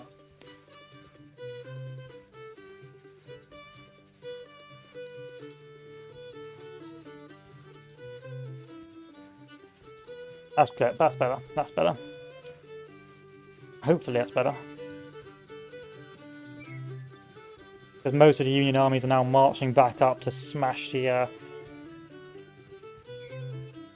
Union, the Confederate advance in the north.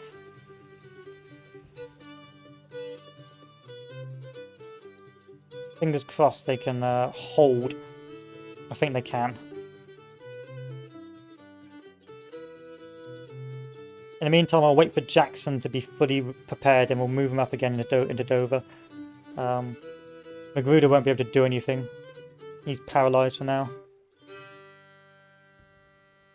But hopefully the French will be coming soon. Hopefully the French will come and save us, like they didn't last time.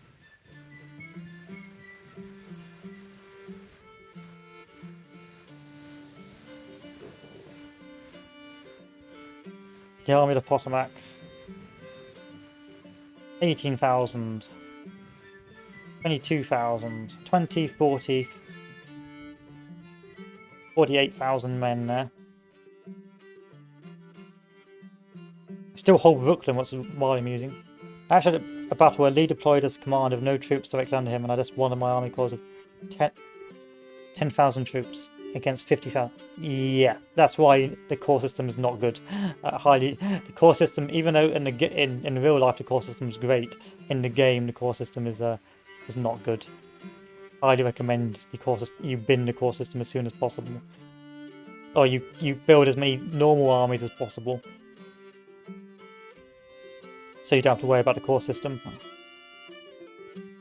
But fortunately, the Confederacy, you start off with quite a lot of armies early on, so you can make do.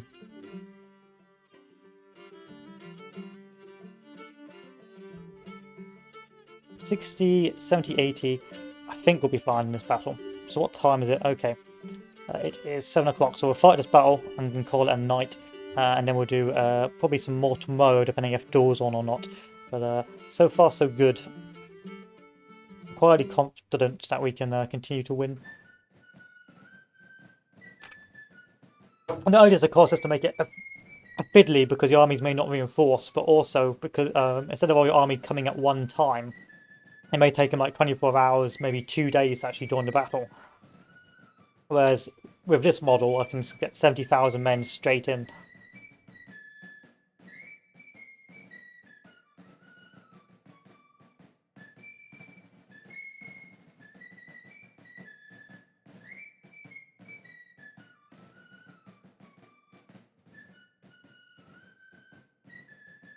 And the auto resolve is screwing me over. Like I should be winning every battle of the auto resolve, like in terms of numbers. Like when I've got double the numbers, but for some strange reason, the auto resolve is like, no. How about no? So where's the objectives? Occupied, occupied. There's the objectives. Soggy bottom. Enemy is advancing from. Oh, that's a bit weird. That must be a very tall hill. Anyway, where's the enemy coming from?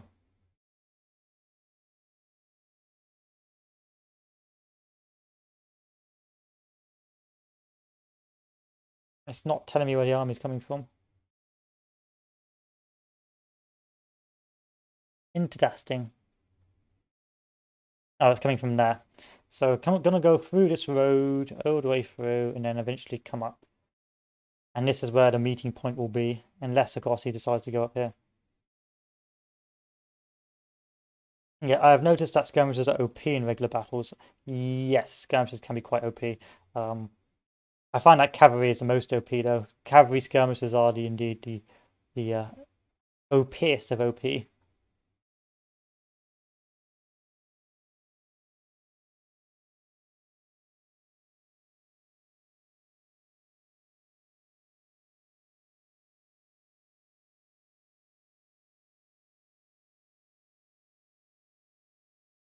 We can cheese this pretty easily. Because we've got such massive numbers, it's very easy for me to build a nice, strong defensive line up along this entire ridge line. And because of soggy bottom,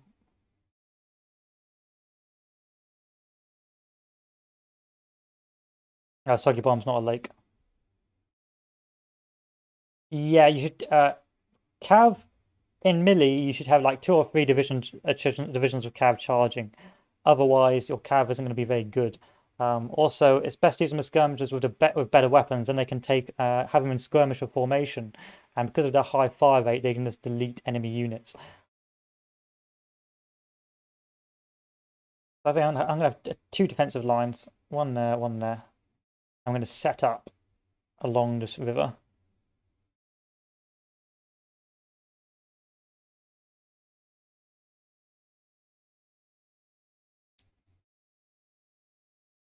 He says, yeah, if I build a nice trench line here, I can have a nice extended defensive line the entire way over.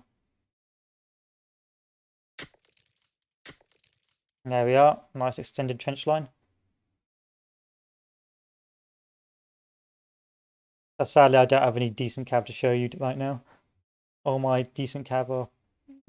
Of course, I haven't done any industry. That's why I've got the European intervention on. I've been aiming for the European intervention, so no decent infantry for me.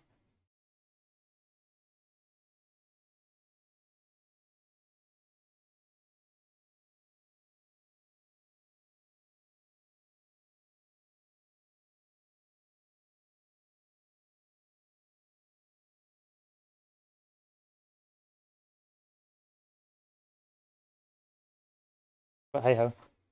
When do you typically use fortification? I generally have much smaller numbers when defending, like your current battle. It's important to be able to judge when the enemy will come from.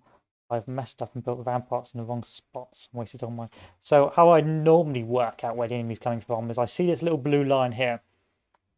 So this is where normally the initial enemies will come from.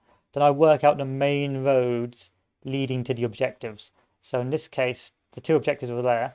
So the main roads will be up, along, down and along, or it will either be up, along, up, and so you've got 2 main routes, and from there you can work out where you want to put your defenses. So in this case, I'm going to build a nice defensive line there, and then in case the enemy does decide to cross up here, I'm going to build a nice defensive line along here as well.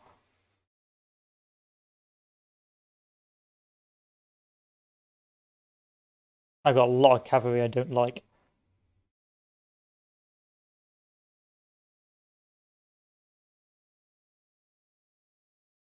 And that's how I work it out.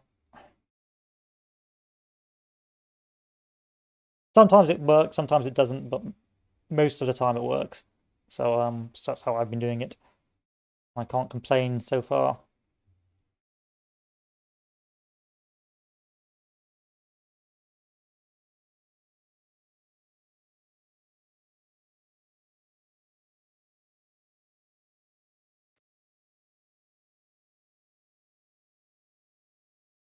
And I built ramparts here just so I could have a nice long extended line, using that stream for cover.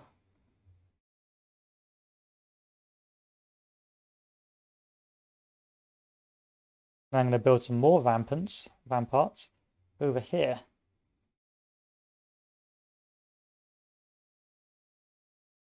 Does the enemy change routes based on difficulty setting? Always most direct or easiest? Yeah.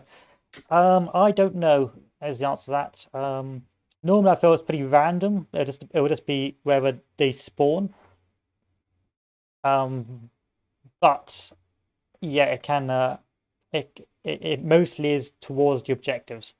That's what I've tend to find. Mostly they'll be heading towards the objectives, and so as long as you are near or can find the main routes to the objective, you can form a nice defensive line to stop them advancing.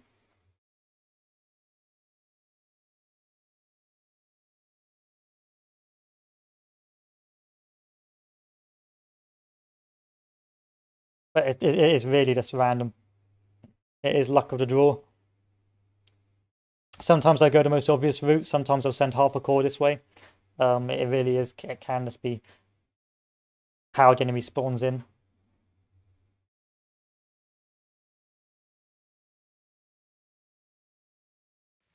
I want to send all my cannons up here just for the bants.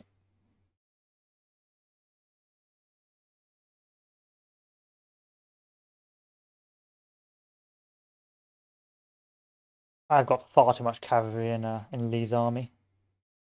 Why do I have so much cavalry in Lee's army? Don't know. And they're not particularly good in cavalry either.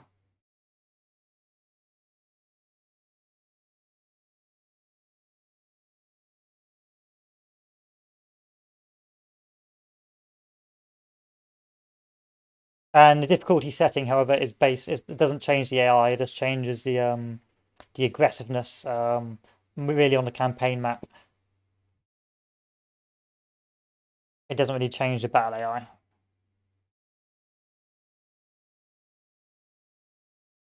They're just more likely to throw troops at you. Or just keep constantly attacking you.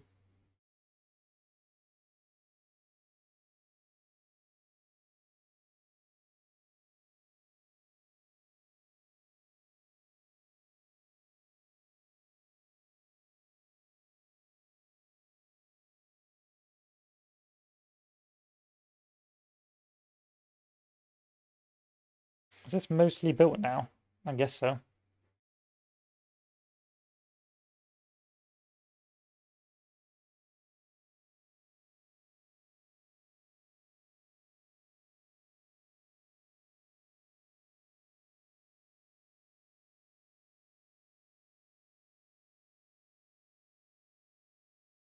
You done? You done building? Yeah, I think I worked out a problem with my internet. I still had it on Wi-Fi. I actually had it Wi-Fi and connected, so it was not really understanding what to do.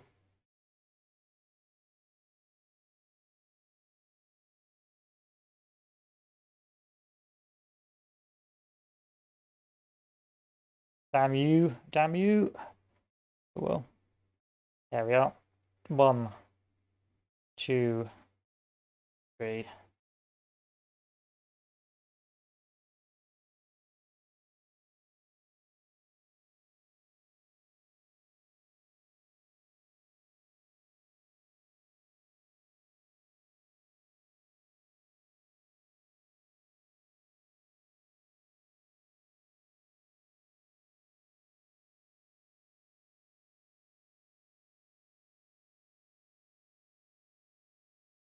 And you, old boy, can go over here and be in my flank.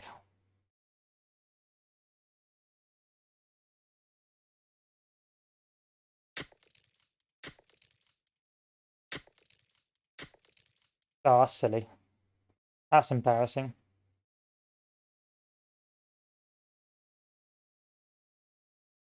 No, it was my fault. I had my internet on connected to Wi-Fi and the internet, well, and the Ethernet cable. So I suspect I was splitting signals, or I was using the internet one, which was not working very well. That's my fault. I was a pee pee poo poo head. There we are. Where's my other cannons? There they are. But this should be a nice, comfortable battle. It's a fairly easy defensive battle, so it shouldn't be too difficult. Now, if I just give the general orders to fire at long range.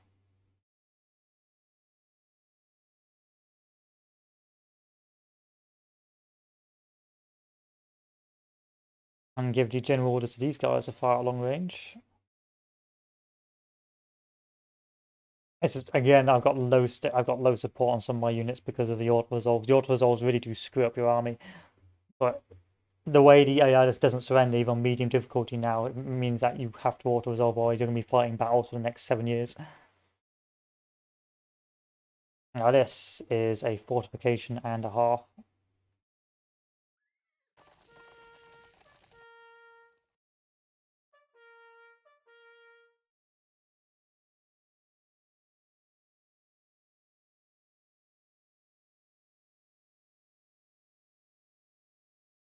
So if you've got cavalry of this sort of equipment, they're really just used for mass charges, normally against cannons or routed enemies. But sometimes you can mass rout lonely enemy brigades. But you can't really do one-to-one against enemy units. You need to charge with about at least 2 or 3 cavalry units to break a brigade, which is full strength.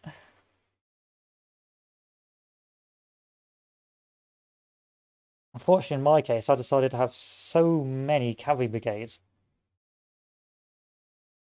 which, because of my current policies, are pretty useless.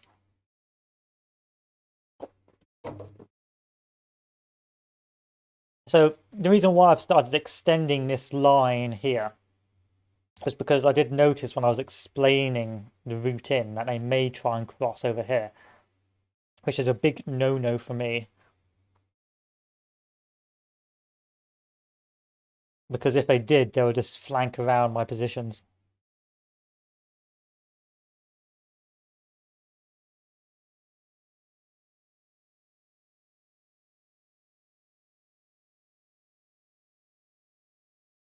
I need to sort out Lee's army. One of those cavalry brigades can go, but I can't delete it because I need the infantry, which is I need the manpower. No, I need men in the field. That's what I need. Ugh. So the reason why these units are pretty shite is because they've got a range of 200 yards, which is not good. So unless they charge you, the odds are they're going to outgun you. So it looks like they have advanced from the east, which is quite unique. Looks like they must have spawned there and crossed this way. Well, yeah, it was according to part of the plan, so.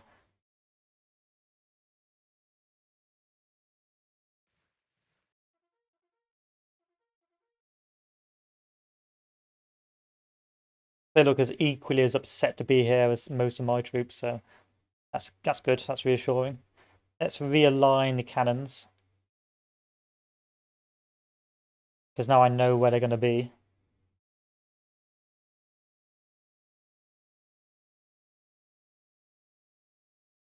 Or they can just withdraw. It's just rather unique. Why are they withdrawing?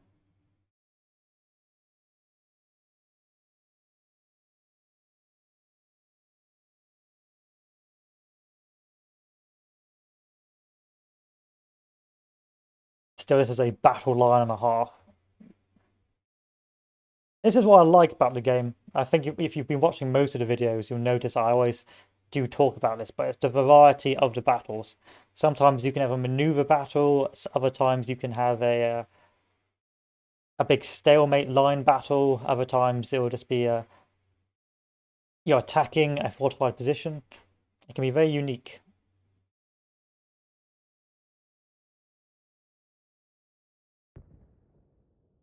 And it looks like they're coming in now.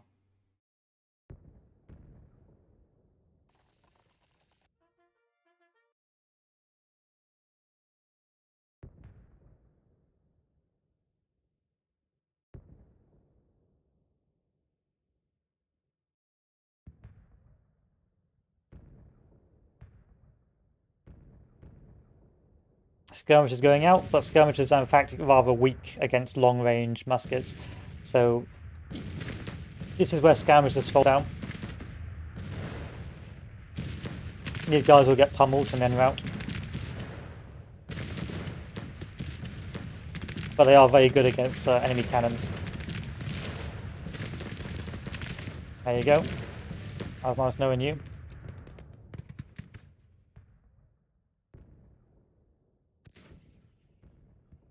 I am tempted to bring this unit and redirect them over to the west. Along with the cavalry.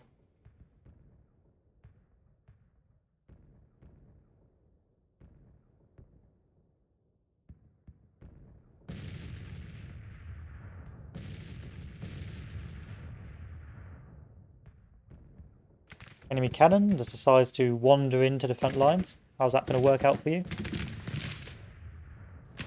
Oh no, no, no. Army of New York, eh? How'd that work out?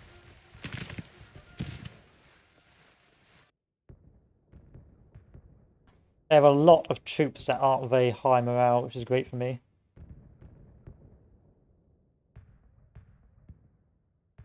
And my cannons just dominate the field.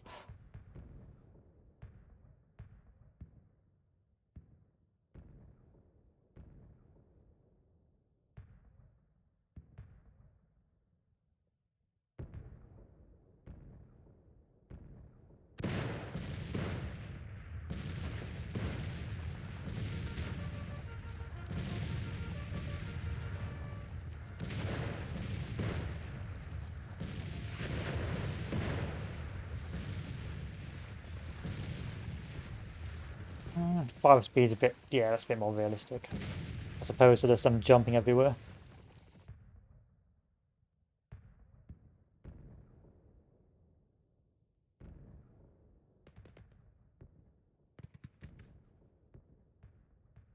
They won't flank that way, they'll cross there first. And if they do, then they potentially deserve to win.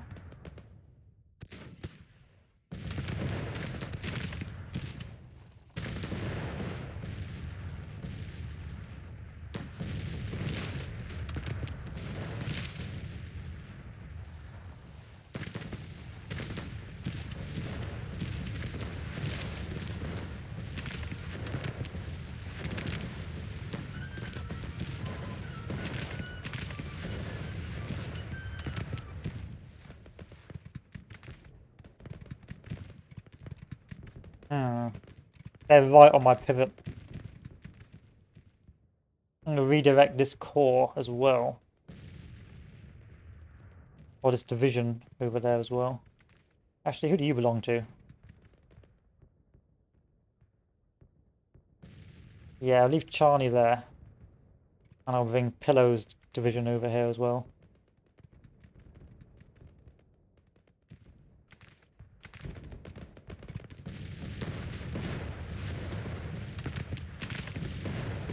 And you need to get back in formation.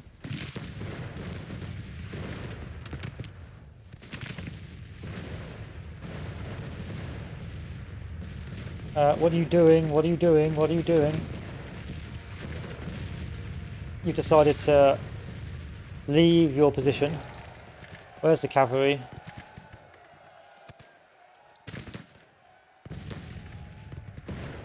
I'm going to have to countercharge this.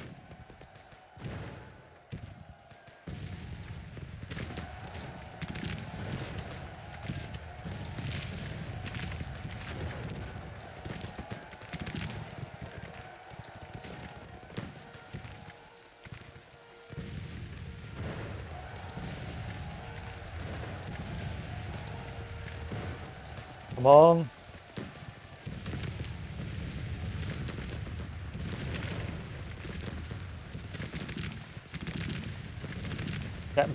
Get back, Anderson.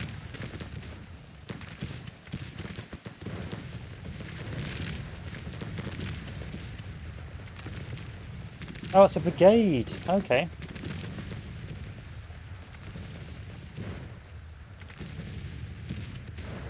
And these guys as well. These guys, ever since the release, these guys have a tendency to turn in combat when in cover, which is a bit of a nuisance.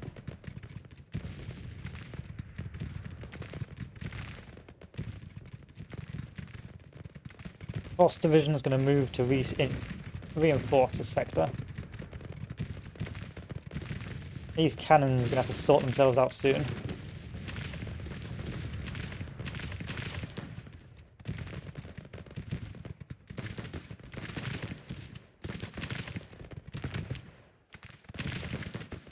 We should hold here pretty easily.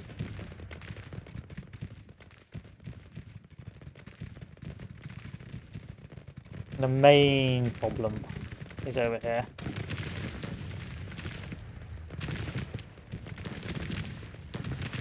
Come back, skirmies.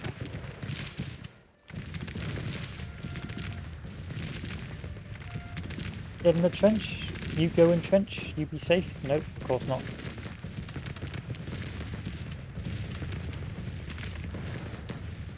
God, I hate you.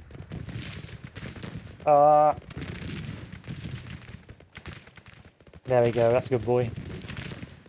Right on the pivot as well, which is a bit frustrating. I'll send the cav out. Send the cav out to push them off the pivot. Go on, Buckner and Anderson. Make me proud.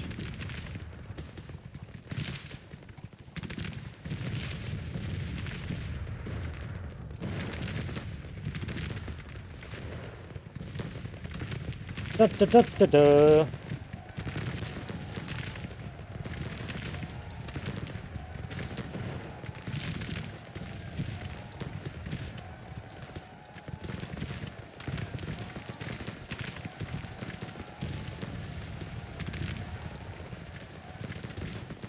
Oh god, no.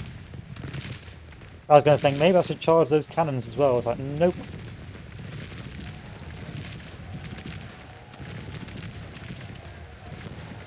That is not a clever thing to do.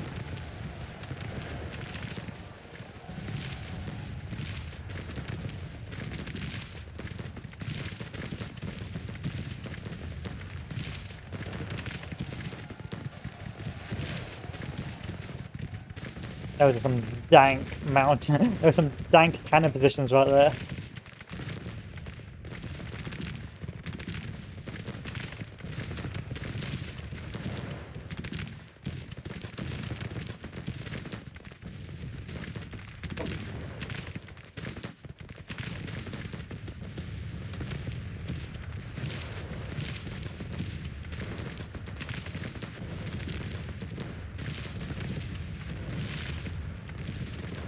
Turning. Get back in the trench.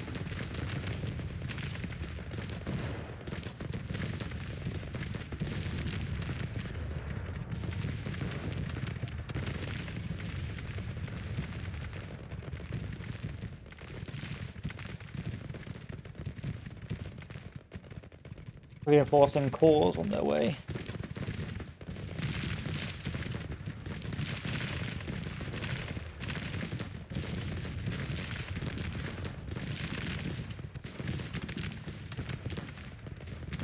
You can turn. Why don't you turn?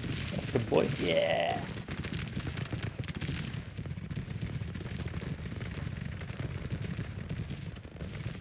Very intelligent of the AI to attack the flank or the pivot.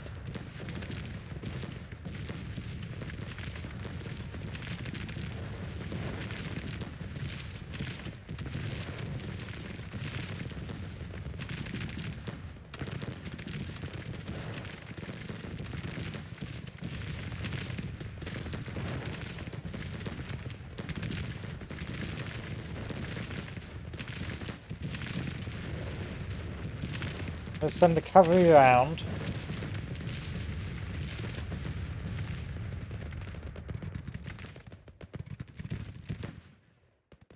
And these divisions need to move over here to reinforce this sector.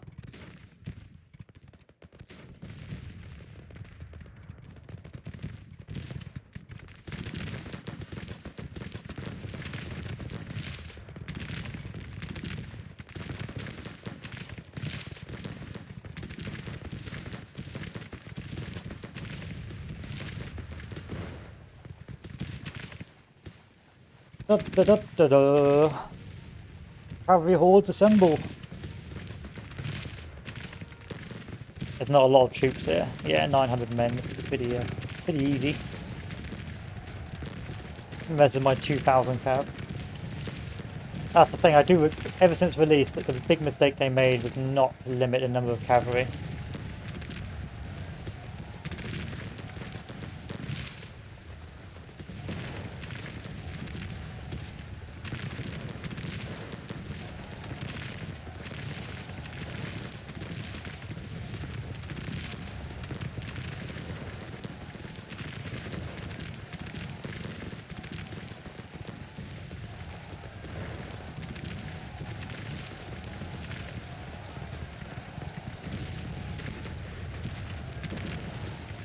The glorious cav charges.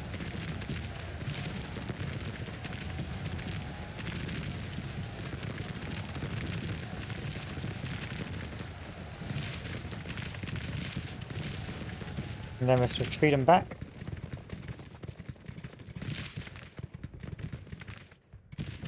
Yes, I am using melee. But I'm always using at least two brigades per enemy brigade. And that is how I'm able to rout them. Also, these enemy brigades are pretty small, numbering the 900s.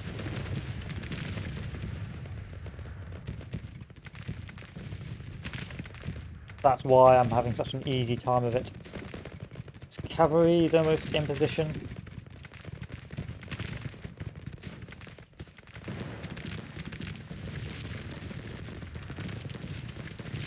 Actually, in for a penny, in for a pound. Let's see if I can now push these cannons.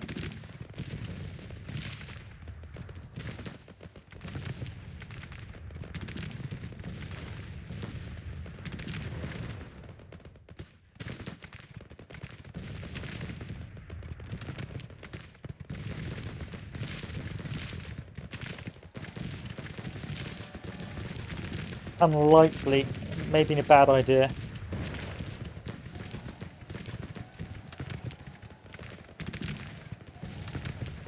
And moving to counter.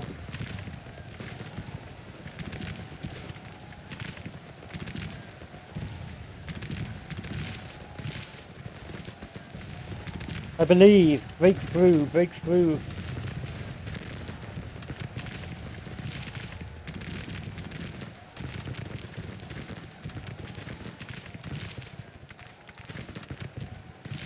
It's so close.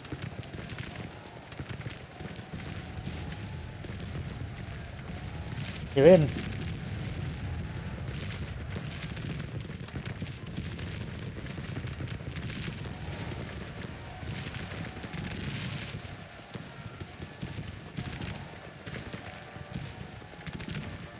Go on, Diaz and Kershaw. He almost through.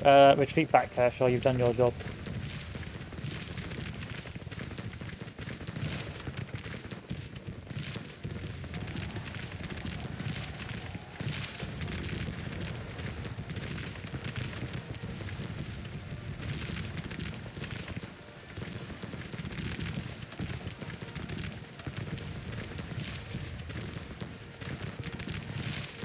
Are you okay, yes?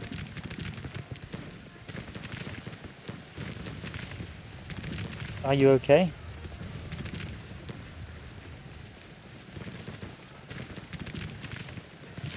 There we go. And he's routed.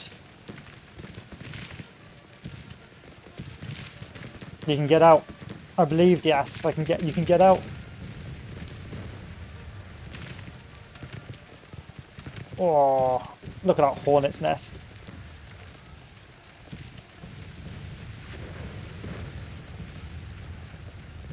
Run!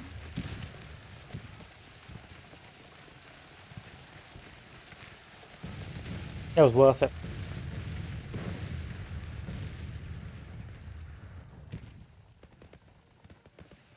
It was worth it. They only took 95 casualties there in that guy's brigade.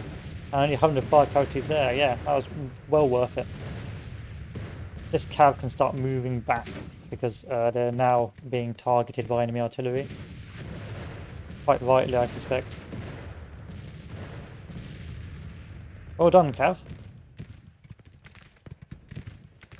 I think we're going to start being aggressive here.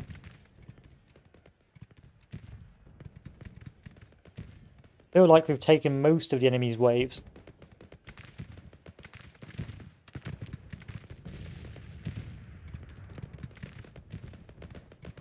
And now that the reinforcing corps have arrived, you can start moving forward.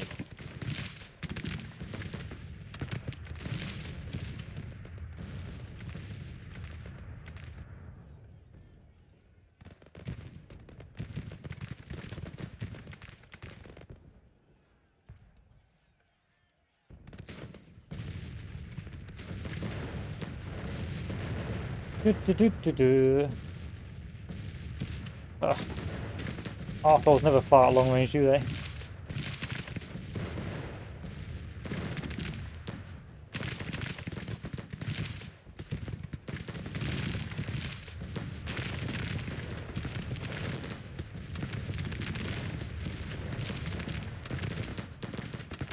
Yeah, we good.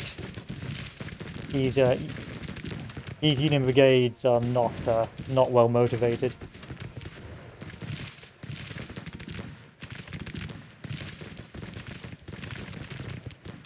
I suspect a lot of these are from the New York contingents.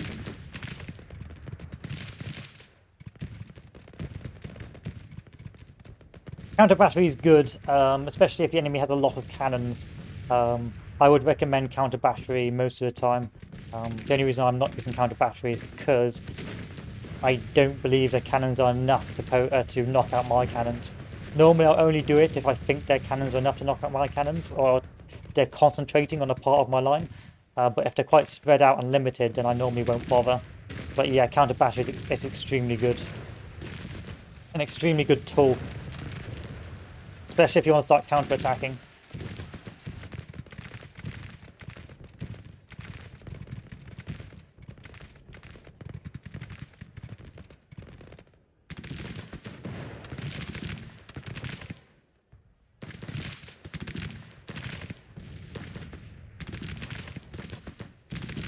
And this is where we begin the awful micro. Micro to death. The man who is micro to death.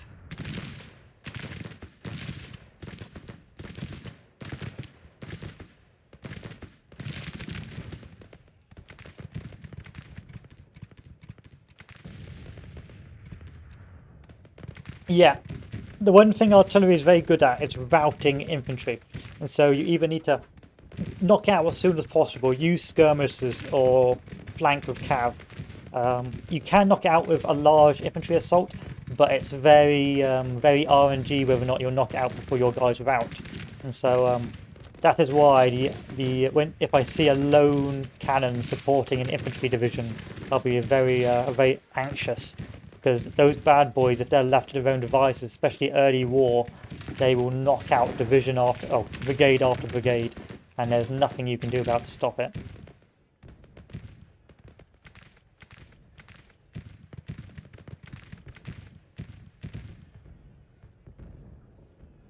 This cavalry corps is going to move forward and assist.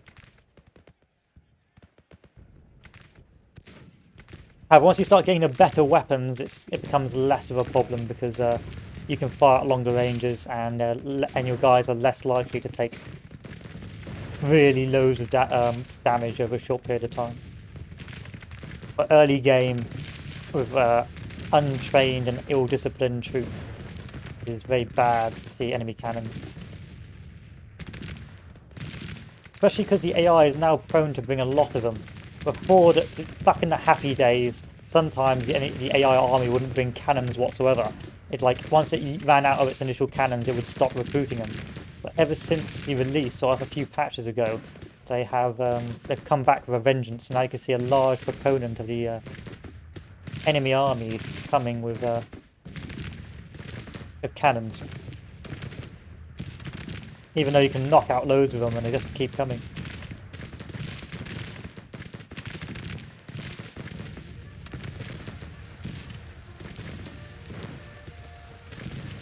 If I have the objectives, I do quite like the strategy of in the initial holding strategy to wear down their offensives and then begin assaulting. Does the troop training only increase when the army is garrisoned over time, or does battle experience play? I think battle experience plays a factor.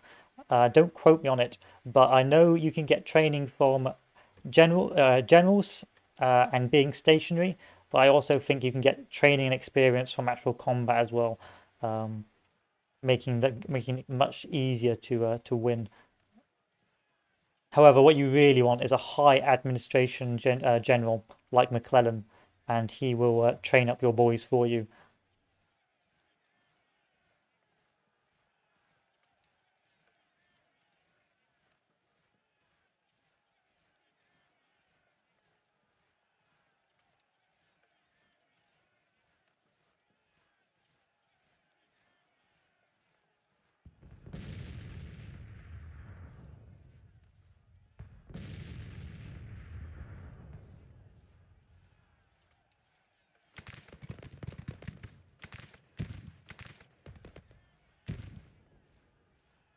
And there we are.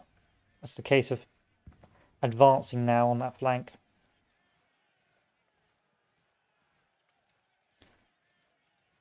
I wonder if these guys have reformed yet. Yeah, these guys are reformed, they're no longer routing. So I'll start sending these boys up to challenge.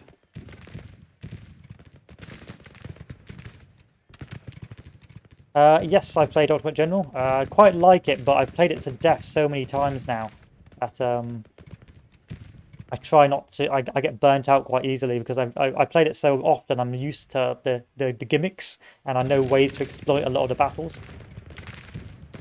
But yeah, I've played Ultimate General a considerably large amount of time on both sides, but I've never actually beat the game on as the Confederacy on hard difficulty. I beat it once on medium, never on hard, and that was me being a gamey boy as well.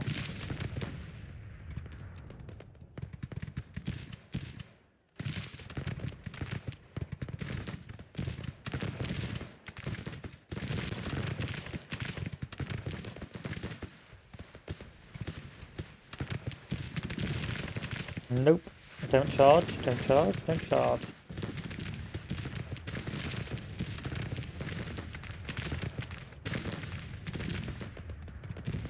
I prefer Grand Tac. I like the complexity more.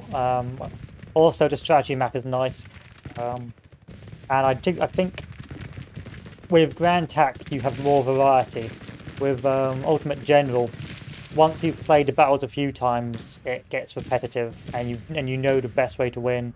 AI never does anything really to pull to surprise you. Whereas in this game, the battles are much more unique, and the AI has a higher tendency of surprising you. And you could play the same map dozens of times and have a different battle.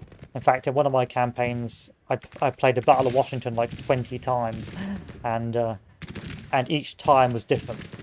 Same map, but each time was different. Sometimes you'd have massive war battles over the nearby river. Sometimes we'd have a massive trench battle. Sometimes we would have a massive sort of war maneuver. It was unique. I didn't know you could auto-resolve battles in Ultimate General. That's new to me.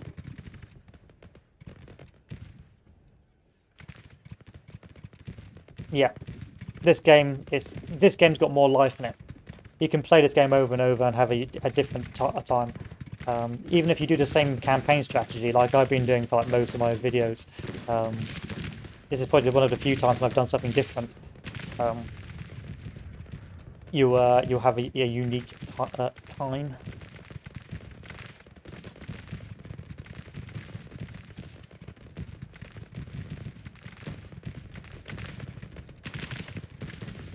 Hoping to drive these fellows off the field, but it looks like after the day's rest, these guys are much more willing to fight, making it very difficult for me to start the flanking maneuvers. Doesn't help that these cannons are still hanging around.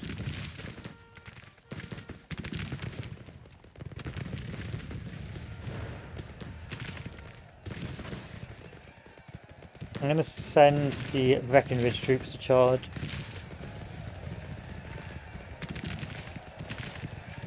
And then I'm going to send... Oh, I can't send a detachment to charge. These guys have got hit with a point-blank volley. They're going to rout. Then another charge. Or don't. Advance forward. That's to be expected. They got point-blank volleyed.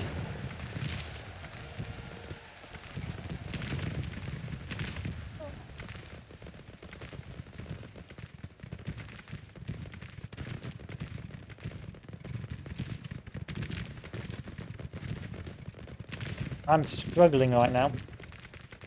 I had hoped to do this wide flank, but there's a lot of troops still hanging around.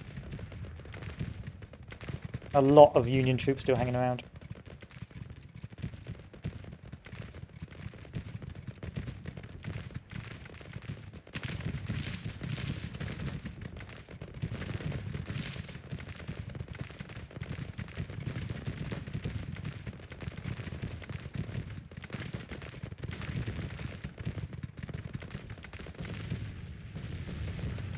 I just lost.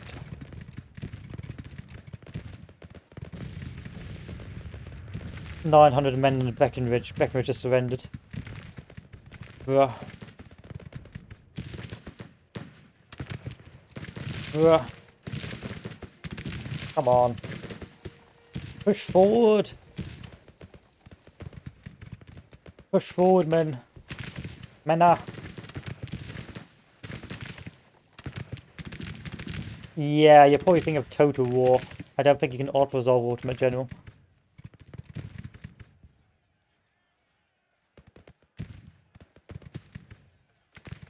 But Total War is a bit of a meme now. Like, yeah, it's flashy, but it's got no substance.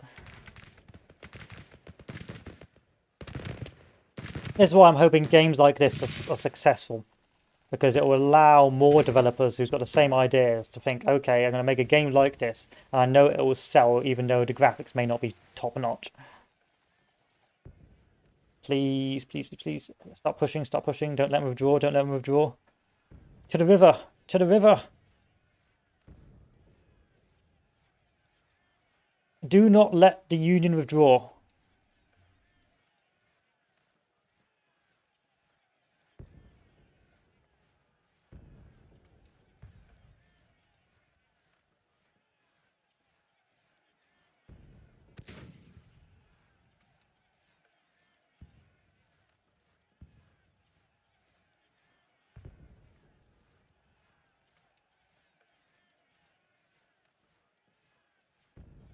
Otherwise, this is going to be a stalemate battle. Cav? Give me something, Cav. Give me a charge here. That's a lone brigade. It's only 500 men. Is it 500 men? Oh, I was close. I'm getting too used to this game, you see. I know what 500 men looks like.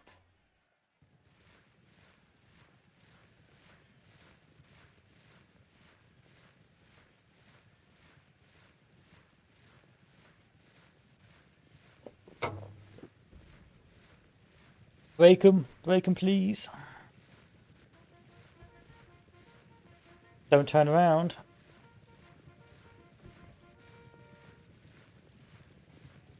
Meow.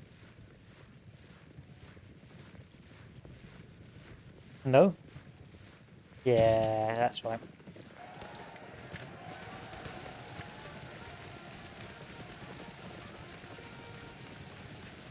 These guys get mopped. They'll probably surrender.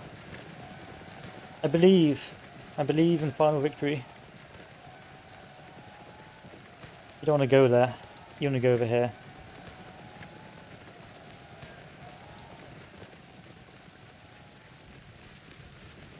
That's a lot of damage.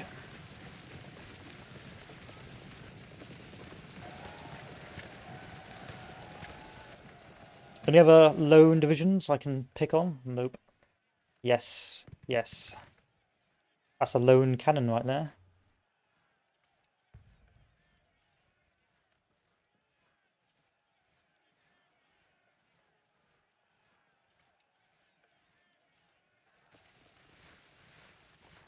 Come on, Cav, knock out these cannons. Don't let them cross.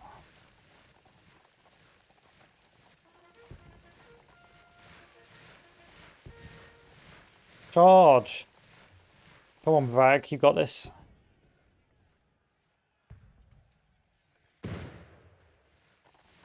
Fire at long range, please. Don't let the cannons retreat.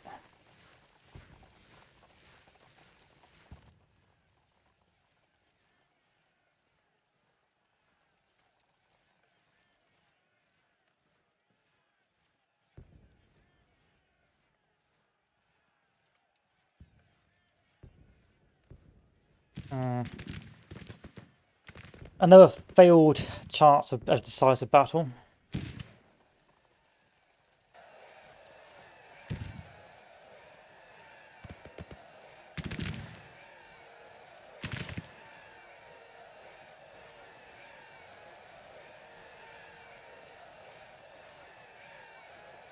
It's going to be another costly but not decisive. Indecisive.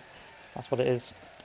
Which is a pity. I want to knock out the Union troops, just so I know they're a piece of garbage.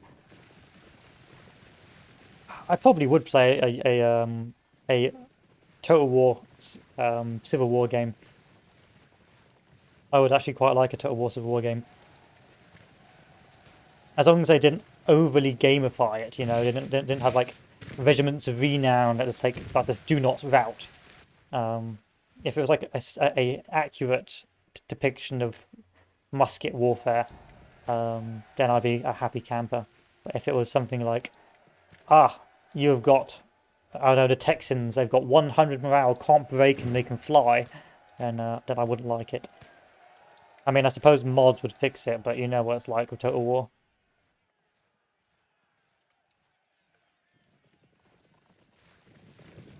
Also, Victoria Total War, I definitely spend money on. Really, any gunpowder Total War. It's been long overdue that we had another gunpowder Total War.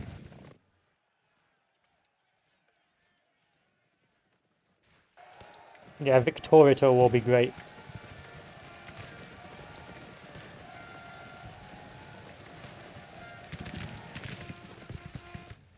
It can end in, I don't know, 1871. Or it can end in World War One with machine guns and that, and people just getting smashed. It's like, whoa, I can't play this game. 2,000 men have been captured. That almost makes up for Breckinridge's betrayal. And it's now retreating time. So they had 72,000 men. They've lost 16,000, so 714, about 20% of their army. I've lost just less than 10% of my army. However, it's still an indecisive battle. I had hoped to crush it. Yeah, there's definitely a lot of mods for Napoleon Total War. But I want a challenge. I don't feel like Napoleon's... I feel like the Total War AIs for the gunpowder games just aren't good enough. Even with Darth mod, they're just not good enough.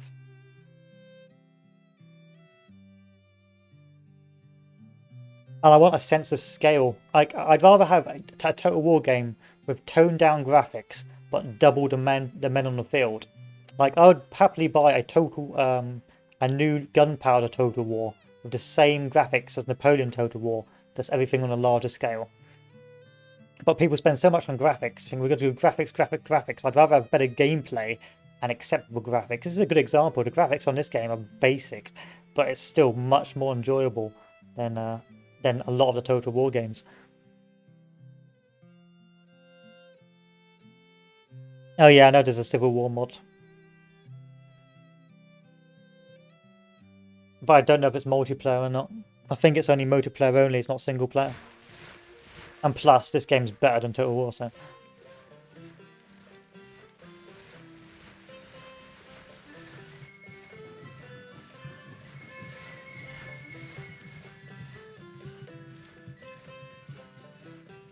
So, let me just get a grip of what's going on before we end for the day. This army moving up, okay.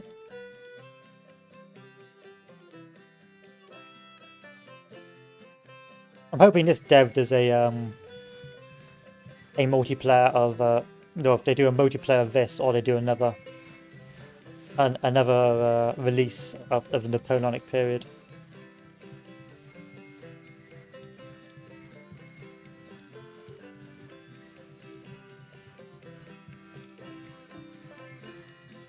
So let's take stock of the situation. Or let's not. Because I need to add some more men to the South Carolina militia.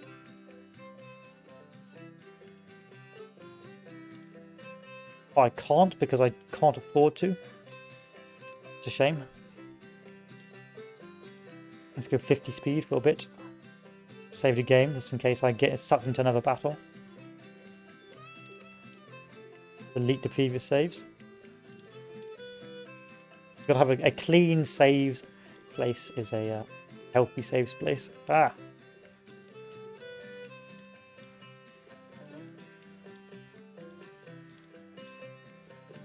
Yeah. I care less about graphics now. I mean, graphics have already reached an acceptable peak for me. It doesn't need to, like, who cares about ray tracing? Spend $7 grand on a graphics card so you can have some fancy lights. How about no? But it looks super realistic. Yes, but it costs $7 grand. Well, it's actually, that's an overstatement. It's about $3 grand, but you know how it is. Can I select the other army here? I'm so bankrupt. This is what you get for spending all your money on cotton.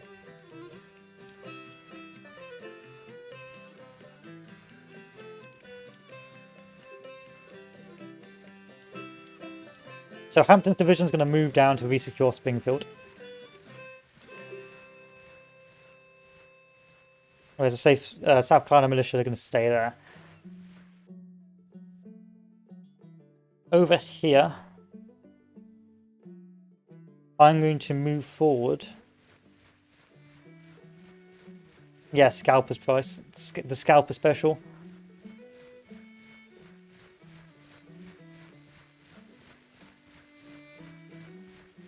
Secure that.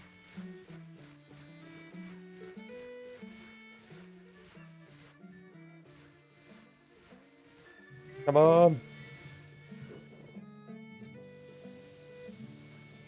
And we've secured this supply depot as well.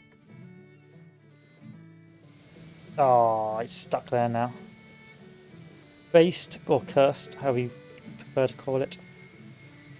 I just want to do some things before the next battle. It's 1 turn itis right now.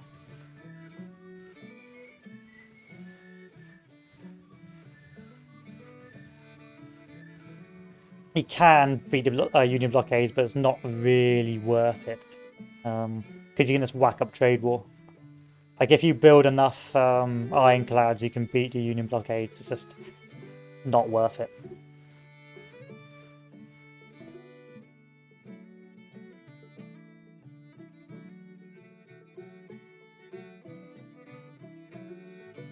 Yeah, so you want to go down industry, I think 2 or 3, then start building a load of ironclads in one port, and then you can send them all out to beat the Union blockade in detail. So you send them out, destroy one fleet, you retreat, you send them out, destroy another fleet, and that's how you can play the blockade. But most of the time, the blockade's not really that big of an issue, so you don't really have to worry that much about it. I'm getting cucked by that 1 unit commander, stopping me from taking this port.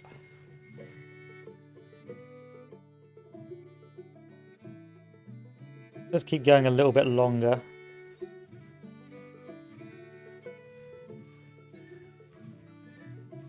Okay.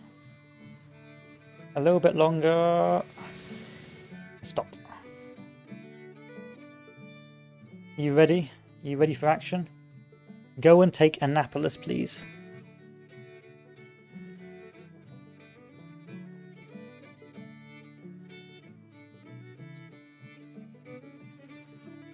Go, go, go, go, go. There we are.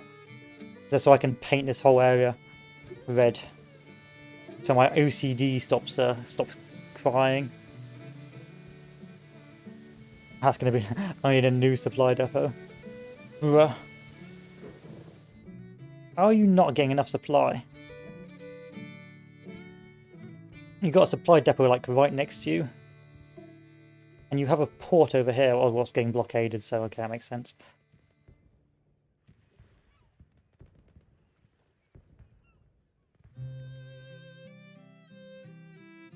Can I get this auto-resolve before I get into this battle here?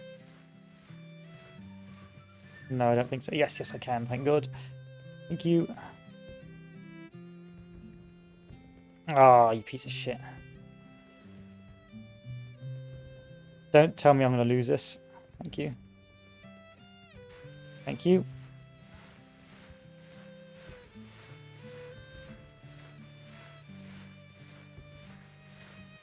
You go back up here.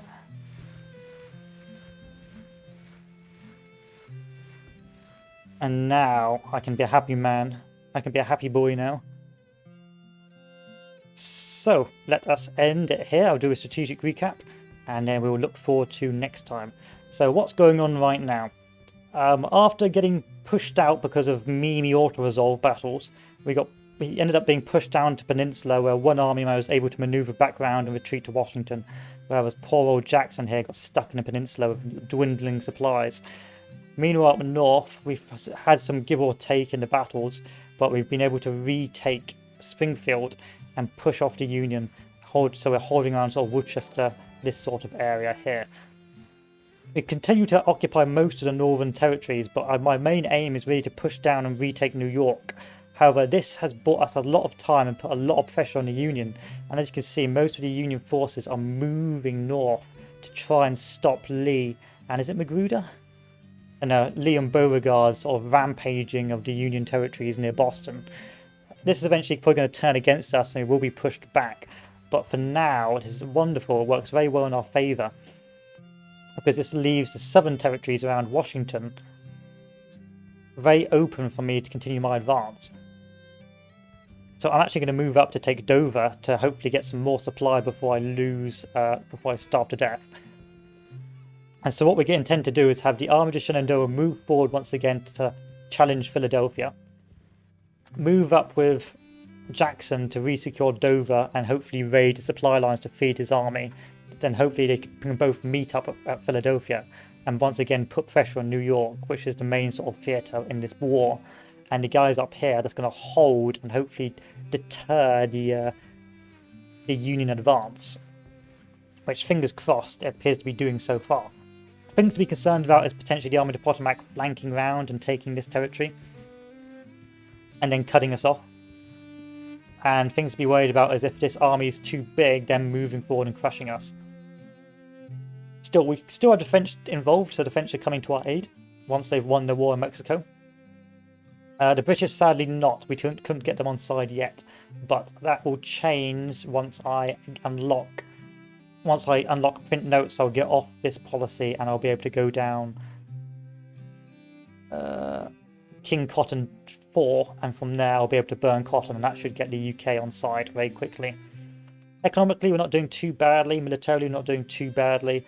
But really, right now, it's just a waiting game for the French to turn up and the British to join our side. So even if we do get pushed around up north, it's not going to be the end of the world, because I guess most of our main force is still down south and we're still capable of waging a rather significant war effort. Over here, national morale, 57 for the Union, 91 for the Confederacy. Episode 2 and you invaded Massachusetts. Yes. Yes, I did. Yeah, for the memes. I got kicked out of New York, but I'm coming back. I'm gonna come back and I'm getting New York. National support is an all-time low for the Union. That's why they've got such such low morale in their armies. But I'm on 80 national support, so it's give or take. Bearing in mind I've just done the Emancipation Proclamation, so this should be very high right now, but it's at 68, which is not very good. Morale of armies also not good, but that's because they've lost battles. Be fair on loyal states. Men fielded, I'm in the supremacy right now, but the Union, the reason why I'm getting so much men compared to the Union is that they get a lot of their manpower from those northern states. So if I'm occupying the towns and cities in the northern states, especially in the northeast, they can't retrieve the manpower from them states to increase their size. That means I'm really, if I hold those positions, I will have the manpower advantage throughout most of the war. However, if I lose those northern states, then eventually they'll be able to re-recruit and max out their numbers, but for now, I'm in a very strong position. Navy tonnage, no one cares about the Navy. Military experience, I'm still doing pretty well. Battles won, the Union's actually won more battles, but that's simply because auto-resolve's a bitch. Casualties, 58,000 to their 91,000. Trade warfare, I've lost 32 million, they've lost 7.7 million. So the Union is very much starving me right now. And weapons industry, they've got more weapons industry, but it's not really true because I'm doing a lot of diplomacy. So if we look at my army, and I select this, oh, okay, maybe it is true. Maybe the Union is screwing me a little bit. But I should have quite a few British weapons. Let's take a look. Where is it? Where are they? Get off my garrisons. Where are my British weapons? Hey, oh, Mississippi rifle, no. No, no. I guess most of my British weapons over here. There you go, Enfield rifle musket. Enfield rifle musket. Garbage cavalry weapons.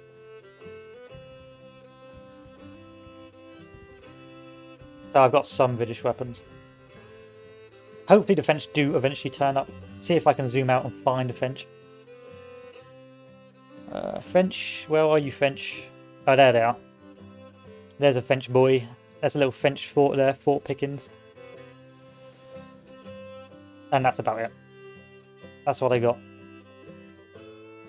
Anyway, that's to look forward to. More engagements up north and northeast, and hopefully a combined push for Pennsylvania again. Still, should be an easy game. That's if